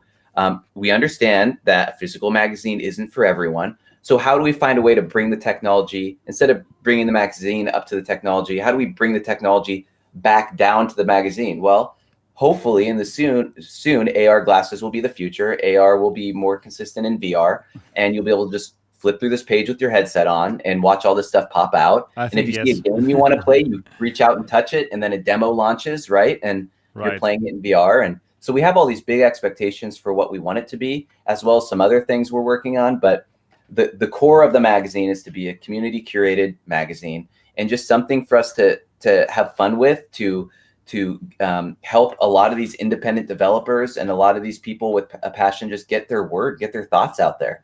They don't have I'm not saying we have a huge platform at all, but we have a very good cultured community of people who are interested in what's going on. And so many of those people look at the magazines and find out things that they didn't know about, and I think that's the cool thing of it. Like, and we're bombarded with information, but when you sit and look at something, you come across hidden gems every now and then, And then kind of going back into what Dan was saying, just we have a lot of freedom in terms of what we can talk about. We don't necessarily, we're not scrambling for views via, YouTube or whatever it is. We don't have to talk about the latest Quest update. If we don't want to, we can talk about whatever we want. So that really opens up, the subjects that we can get into. One of our big articles is going to be VR for good. So like in this newest issue, we're just going to basically bounce around to a bunch of really cool, positive messages that people are doing in VR. Yeah. So we reached out to companies who are using VR for therapies, individual streamers who are streaming VR for, for victims of, PTSD, for cancer awareness, for all this sort of thing. We're reaching out and grabbing all these people and putting it into a formula and saying, here's people who are using VR for good. Here's how you can follow. Here's how you can become a part of it. And it's never bad to have too much of that, right? And I think bringing platform to these guys who can't really develop these platforms themselves, or just don't have the time or the abilities to do it is great. It makes us feel like, we're doing something good, and we get great content for the magazine that we genuinely believe people want to hear. They want to hear, like, you might read something in there and be like, wow, this applies to me. I did not know that there was a whole company that just builds accessibility options for VR, right? For people who are missing limbs and people who can't walk and that sort of thing. And how do I get involved? So it's exciting, man. Or even just the way like people within VR chat are building, immersive theater experiences, things like that. Yeah. That we get to talk about. And that's not to say either that, obviously we're going to still cover games, things like that. That's going to be a major component in the magazine. This issue we have after the fall, we have, interviews in there, just a lot of details about the game we're really excited about. We're just trying to dig in more into culture as well, like the culture behind it as opposed to just the gaming, Yeah, that's exactly right. So I'm just flicking through this magazine as well, just looking at some of the stuff and how you cover it, because the thing is, like you said, you don't need to, you can capitalize on things that YouTube either can't do or it won't do simply because you have to stay absolutely relevant on the latest thing to get the views and get the clicks and this kind of stuff. With a magazine like this, where you can have features, interviews, and perspectives, I'm not saying YouTube couldn't do that. It's just that you can thrive on that and capitalize the fact that a lot of YouTube won't go into that depth. So I'm looking at stuff here. So in this issue number 4 that I've got, where you're interviewing Thrill Seeker, and you're getting a different kind of perspective from this kind of person, which you won't get from his YouTube channel. You're diving deep into interviewing him and this kind of stuff. And I think that's the kind of place where an actual magazine that you can hold in your hands and do this kind of stuff and take a step back More and just depth. have a bit more of a perspective on certain subjects. Right. I think it's fantastic. Yeah. And that was, and those are the funnest things for us. Like even that Thrill interview was so fun, man. It was so fun because I mean, think about it. I mean, you guys know, I mean, you do these videos and stuff, and people see you a certain way, and then when you have a chance to sit and talk to someone for a couple hours, you're like, oh my gosh, dude, like this is such an interesting person. Yeah, just hearing the background of how how they got started. And everyone has a similar story, right? I mean, we all found a passion, we all found something we loved, we're all trying to figure out where we fit into the puzzle of this, of this VR world, and Exactly. and it's super exciting, and that's another reason we did it. We integrated the AR stuff too, like you said, for people who are watching those YouTube videos, and YouTube's a huge part of the VR community. I mean, all the information I get regarding VR is from YouTube videos, essentially. Like a lot of the new stuff, if it's not devs reaching out to me, it's what I find watching your guys' YouTube videos, right? Yeah. So so that's Cool. huge. Like we did stuff like in the last magazine, we have an ad in there from, I think, from Matt BMF, right? And what's cool is every week, anytime he puts out a video, you can point your phone at his page in the magazine and it shows his newest video. Well, that's directing directly to his YouTube. That gives him a view on his YouTube, right? So there's stuff like that we're trying to utilize to be like, hey, it's like your content's still valuable even outside of YouTube, and it can still be used to drive that traffic there through a paper magazine. So Paper. paper. Paper. That's strong, so cool. strong paper. Yeah, strong You can't paper. get a post. You Thick can't get a paper. poster. That's some thick paper. Yeah. Okay. You can't get a poster from an e-magazine though. So Yeah, you're giving right. us posters as well and stuff. So that's That's so so as cool. well. That justifies it in itself. That's so great. No, And, I definitely think there's an importance, for our platform, and just having a little bit of the freedom to basically say what we need to say and our thoughts about VR. And anyone is welcome to write for us as well. So if anyone's watching and listening, if they have something to contribute, feel free to email us. We don't need a resume. You don't need to have past experience writing. It's just write about something you're passionate about, or hit us with an idea. Or That's if great. you just want to write something you don't know what to write about, we have plenty of keys sitting in our inbox. We need people to play and write for, so we're always looking for that. And it's community based. I mean, without the community making the content, we have nothing to put in the magazine, So it's so we rely really on that. community. It's really community driven, and that's what I think is fantastic. That you can read the magazine and then you will find, articles from Skiva or what. That's so cool. That's fantastic. And I also love that you're looking into this AR aspect, as you just have mentioned. And I was just wondering, probably you should work together with Stan from Lynx. So there's going to be some people who are going to have this magazine, and if they look at it through the Lynx, probably you can have some things pop up, Yeah, and we can set triggers, right? So that's what we're thinking. We're like, oh, you look at this game review, right? And you look at it, and if you tap it, it sets a launch trigger, within the app in your headset, and then it launches that demo right on your headset, right? Exactly. That's so So, cool. I mean, That's there's so many ways it can be utilized in a cool fashion, and we're just at the beginning of it. Yeah, the It's AR perfect component is match. definitely very powerful, and we just rolled it out with our anniversary issue, and we always had this idea, and we were approached by the Halo team, Light Up, Halo AR, yeah. We were approached by those guys, and they basically gave us a means to make this come to fruition in here, but we're just getting into the AR component of it, and that would be awesome. I mean, that's a great partnership, with Lynx, and we've reached out, and we're like, so spectacles and Nreal and all, like we're just trying to find, we are trying to find that in with how do we incorporate it into the future, right? Right now you can use it with your phone and it's great. but it's not as user friendly, right? Than just looking at a magazine and everything pops up like a pop-up book. I mean, that's super cool. You know, This is fantastic. And yeah, Lars just asked it. Are you considering something like having a 3D pop-up? But I think that's the AR. You want to do this in AR, obviously, the first right? issue, we were going to put the Google Cardboard, flat ones that you could take out and build and put your phone into. Yeah, you're right. Yeah, right. And that would make sense, actually. The amount that a piece of cardboard adds to our shipping is astronomical. Yeah, really? Oh my God.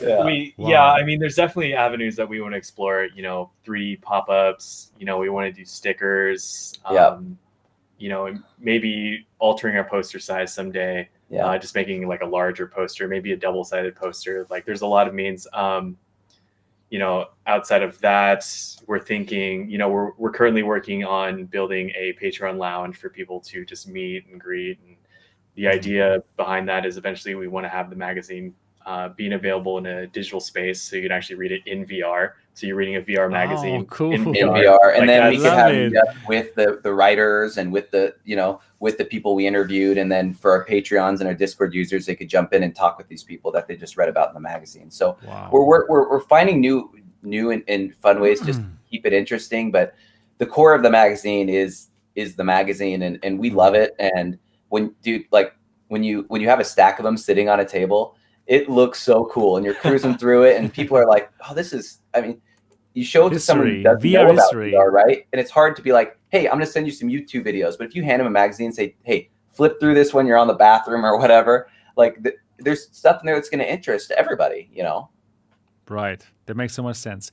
So Daniel and Cody, tell us a bit more about what parts you specialize in. Like how do you share the work of this magazine? Like I think Daniel, you're more into like the PR part.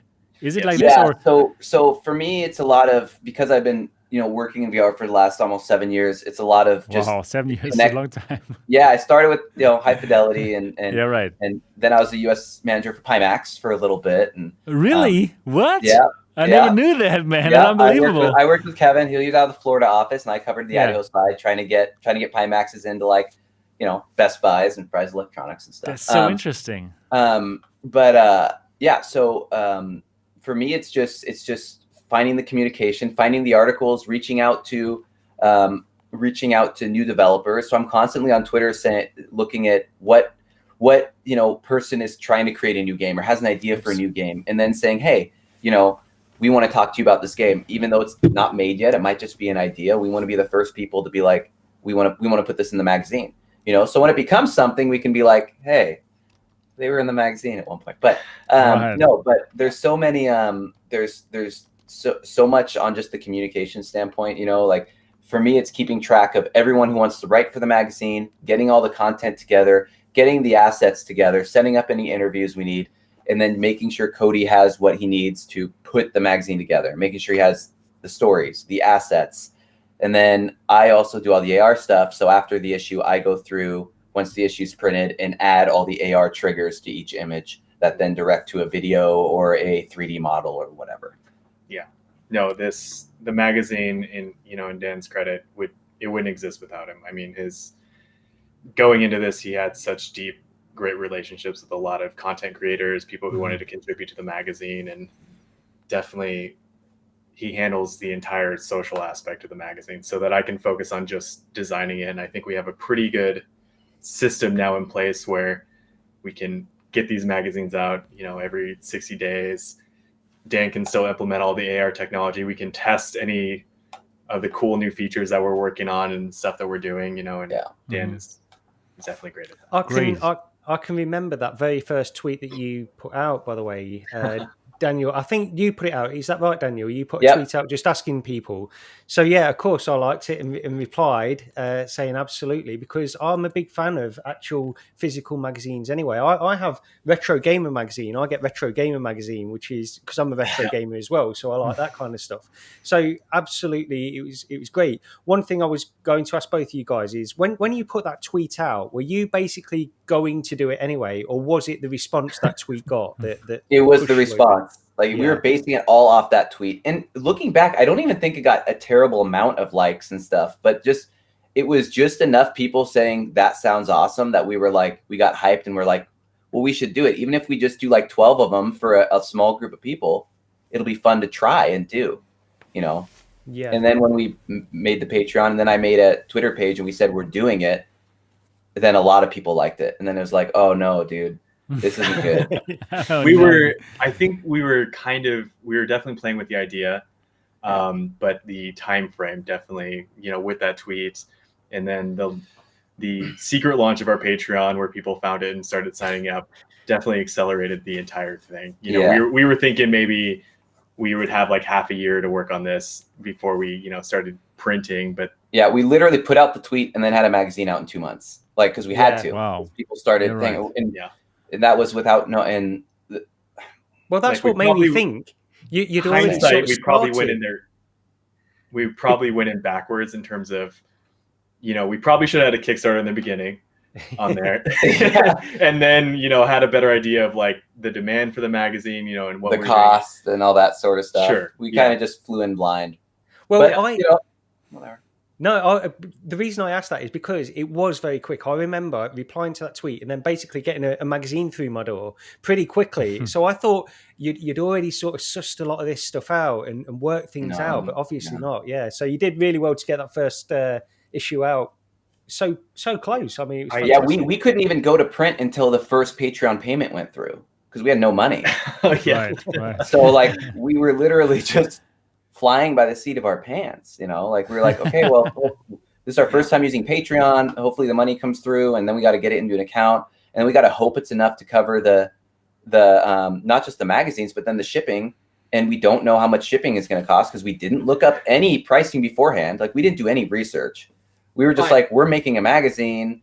We did the research on what's it take to make a magazine, but and on top of all this, COVID is like just happening. Yeah, literally. Exactly. Everything's shutting down. Shipping like suddenly got 10 times harder and more difficult. Yeah. There was just delays on a ton of that stuff. Then our job shuts down and we're jobless. So we're trying to do all this stuff, and it's like, oh my gosh.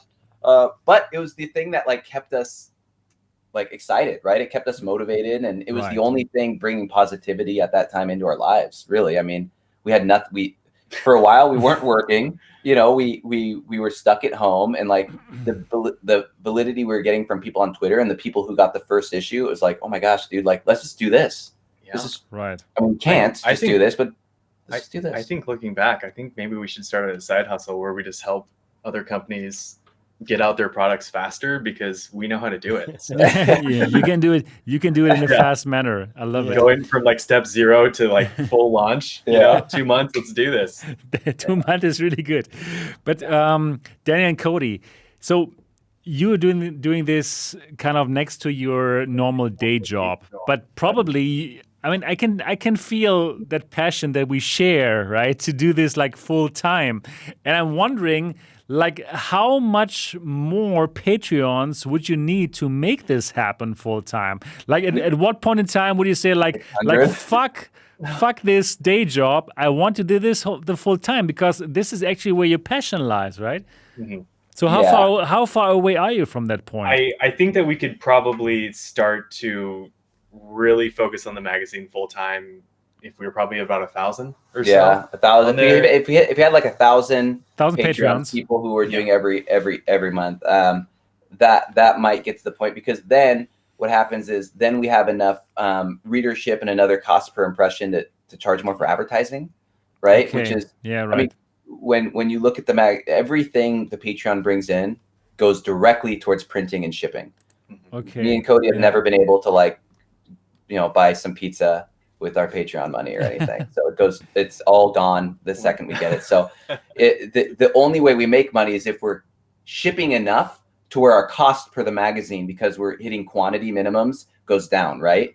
So until the cost of what it costs to print the magazine goes down, it's kind of a wash. So, which is fine. I mean, that's totally fine. But yeah, if we wanted to do it full time, because our goal would be to put out a magazine every month, right? Not every 2 that makes months. sense. Yeah, that makes sense. That would be much better. That people can count on and be able to hire 1 or 2 solid, graphic designer and a writer and support them and be able to really build it. But we're still, we're a year in, but we're still scaling. I mean, we're still trying to figure out how to scale, I guess is the word. And this Kickstarter was kind of our first thing.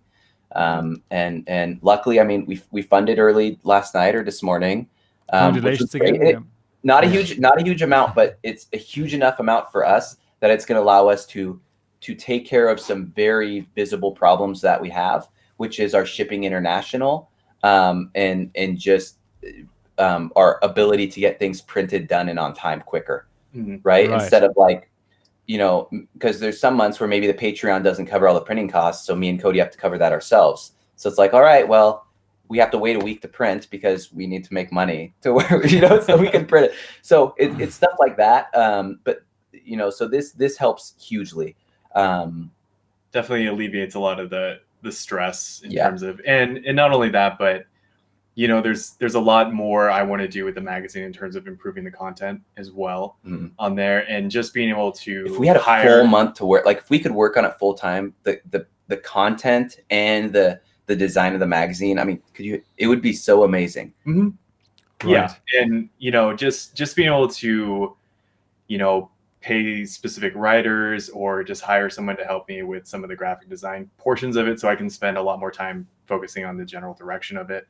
It's going to be a game changer. So yeah, I'm really excited about everything that's happening, and I think that everyone in the VR community is freaking amazing. Yeah, so. It's cool because everyone in the community is like, everyone roots for us. I mean, we have like there's days where we're like 2 days ago, and we're 35% funded, and we're just like, dude, this ends in 2 days. Like, what are we gonna do? And then you get people like like Skiva and all these guys who are just like pounding it on their Twitter and saying, guys, we need to get these guys there. They're doing an amazing thing.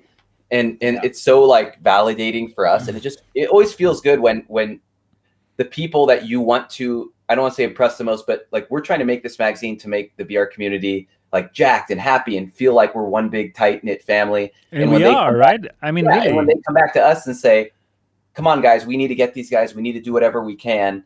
It's like, it's super humbling. It's like, dude, this is why we want to do this. Like we're not just like, we're not making this magazine just for random people. Like these are all friends, and these are all people who've been part of the community and part of our journey since the beginning, And it's unreal. unreal. And these people are just helping us, and they're basically just helping us accomplish our dreams. And it's amazing. Yeah. I mean, we have people, like I said, we have people like Alex VR and those guys who they'll write for every issue, and they're doing it just out of the kindness of their heart, because they're passionate about it and they love that we're doing. And that's insane. It's amazing. Sterling Youngman just says, you just got another $50 from me. That's incredible. Nice. Thank you so much. Thank you so much, Sterling. And I simply want to tell all the people who are watching this right now, or who are listening to this podcast later on, this is obviously such a cool project.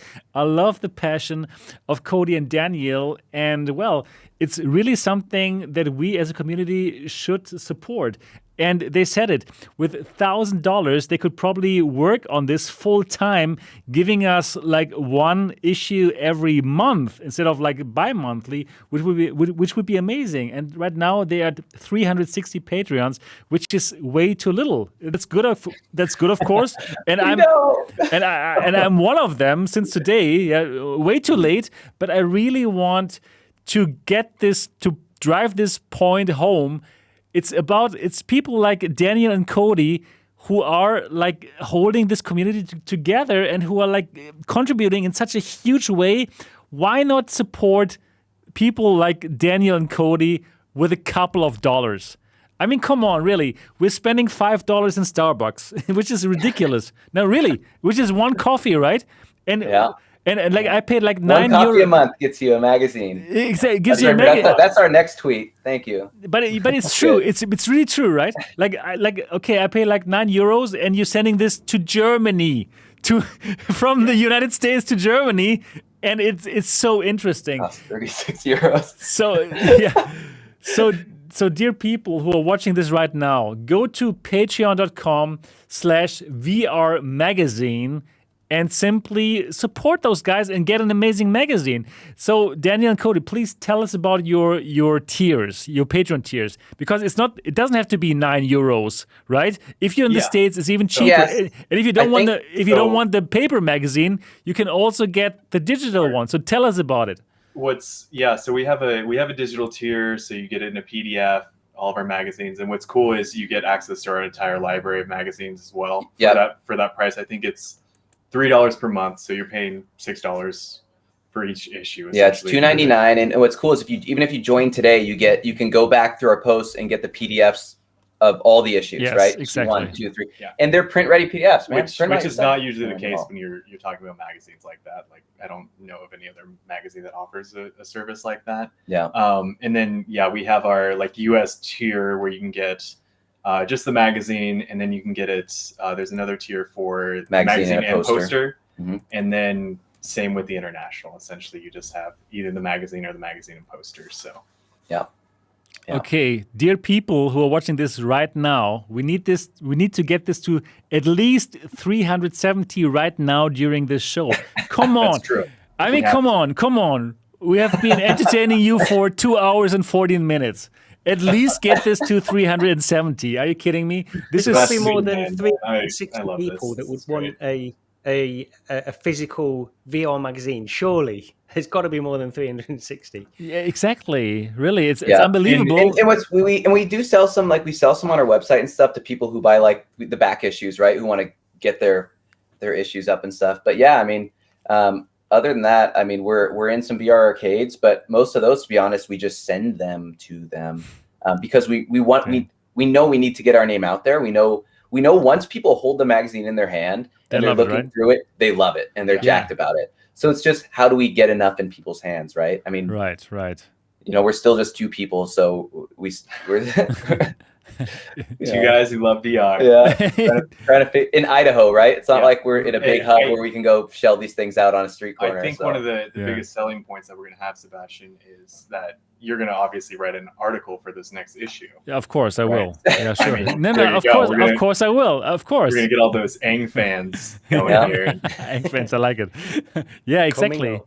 Exactly. I will totally. I'm totally rooting for you guys, obviously, because I can also see myself in this somehow, since I'm also just like you, just like a crazy, passionate guy who loves it and who wants to make a living in this industry.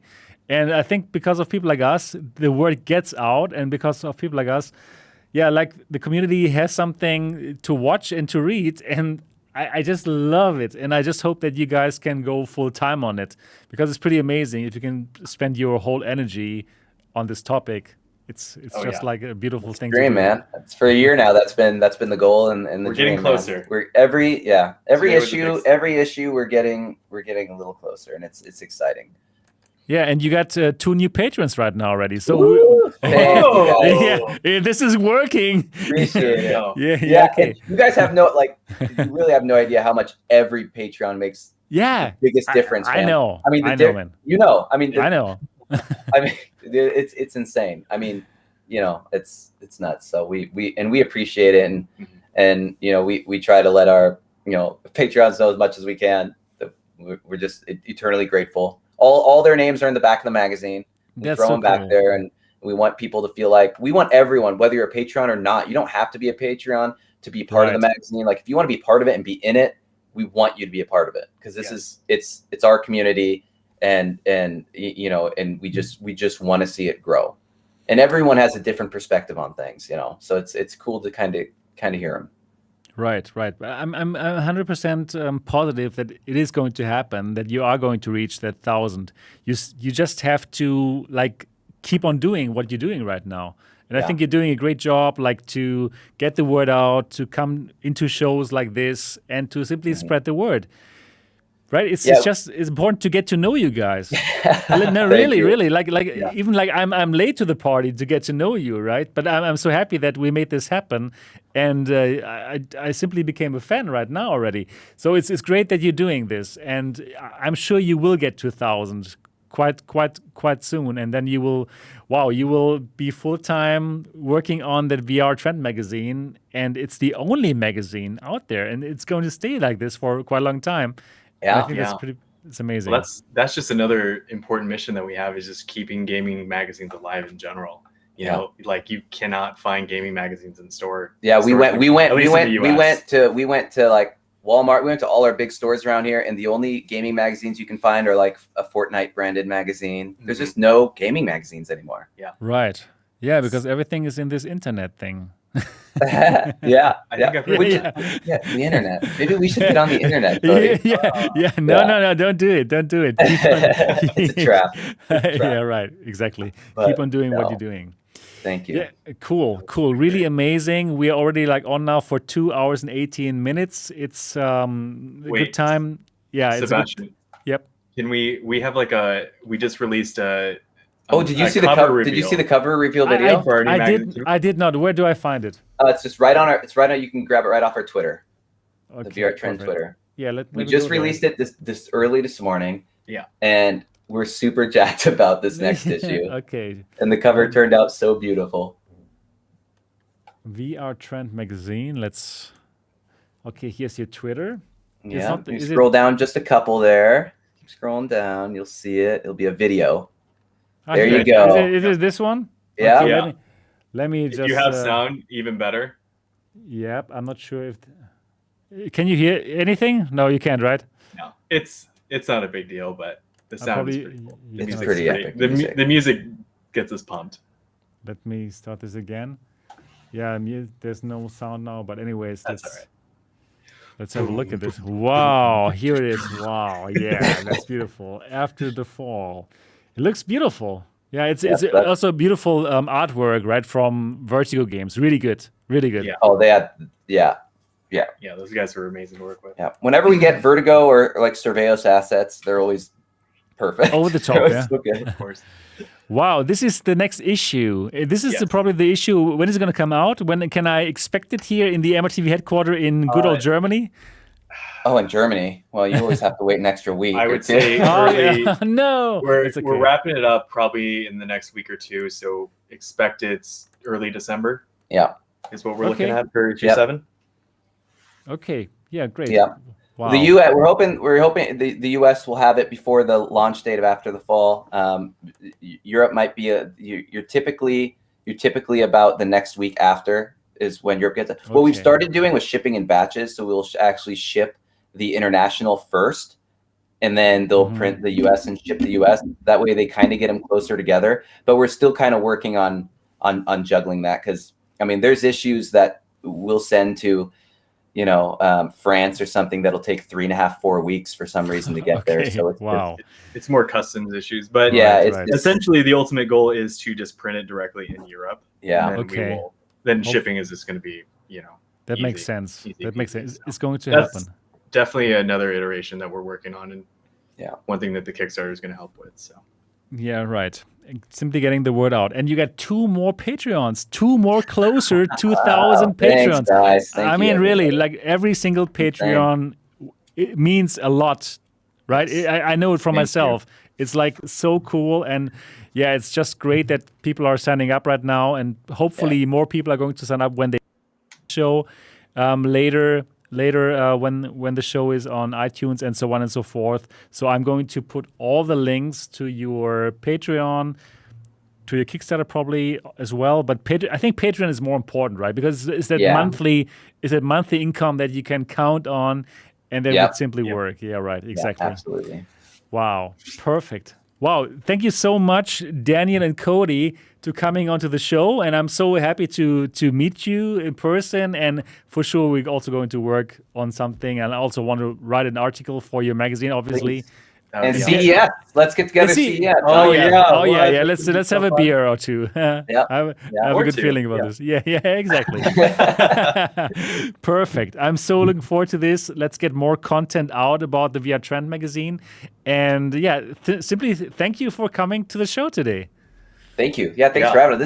This has been super fun. Yeah, I think so too. Thank you so much, Sebastian. I was pumped to be on the show. So perfect. Really so appreciate great. the opportunity. Yeah, thanks, Gary. You too, man. We appreciate it, you guys. Yeah, it's been great to meet you both. Yeah, it's been fantastic. Gary, I mean, you even have the first issue. Are you kidding me? You'll be rich. I mean, 146. This is unbelievable. Are you in the first one or the second one, Gary? I'm in the first one. Yeah. Oh, you're in the look, first he's one. in Oh it. my God, you're There's a even in it. picture of Oh him my, in it. with a Yeah. picture. Oh my God, Gary. I know. Man, if I knew And- before, I would have given you one more beer in Paris when we met. that No, is it's so great. cool. It was great. The process as well, just writing for you was fantastic. We just really easy, just Yeah. a few emails, article, and it's in there, and it's fantastic. Yeah. So, yeah, everything you said in terms of like. It's a magazine from the community for the community, and it all makes sense. Honestly, it's fantastic. Exactly. And last, as one more question: is this magazine strictly focused on VR gaming, or is there articles about other VR uses like military, medical, engineering? I believe yes, right? We dig a lot into VR in the industry, so VR in construction, VR in medical, how VR is being used to for Perfect. stroke victims, VR for like paraplegics, VR in the medical field, VR in music. I mean, we try to dive into a little bit of every industry, right? So it's just VR as a whole. How is VR changing the world, and what are the people in just our community? Because most of the magazine's based off the Twitter community, right? We don't have a big following on Facebook or anything else yet. We just haven't been able to spend the time to build it.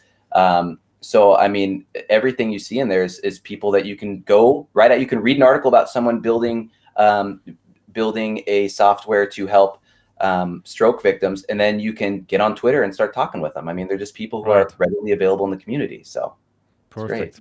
Lars, you need to support them on Patreon right now.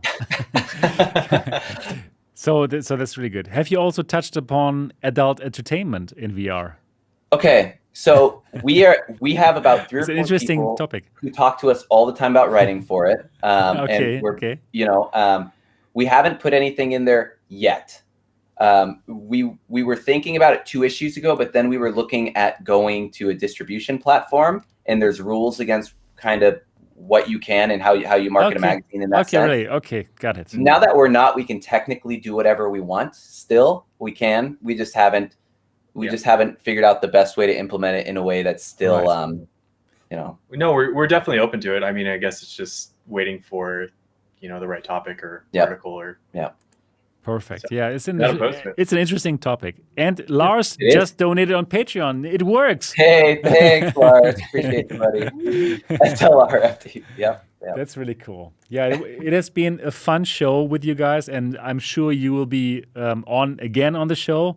And we're looking forward to it. So thanks again, Daniel and Cody from the VR Trend magazine. Amazing to get to know you, and amazing to tell my audience or our audience about your magazine. And it's so cool.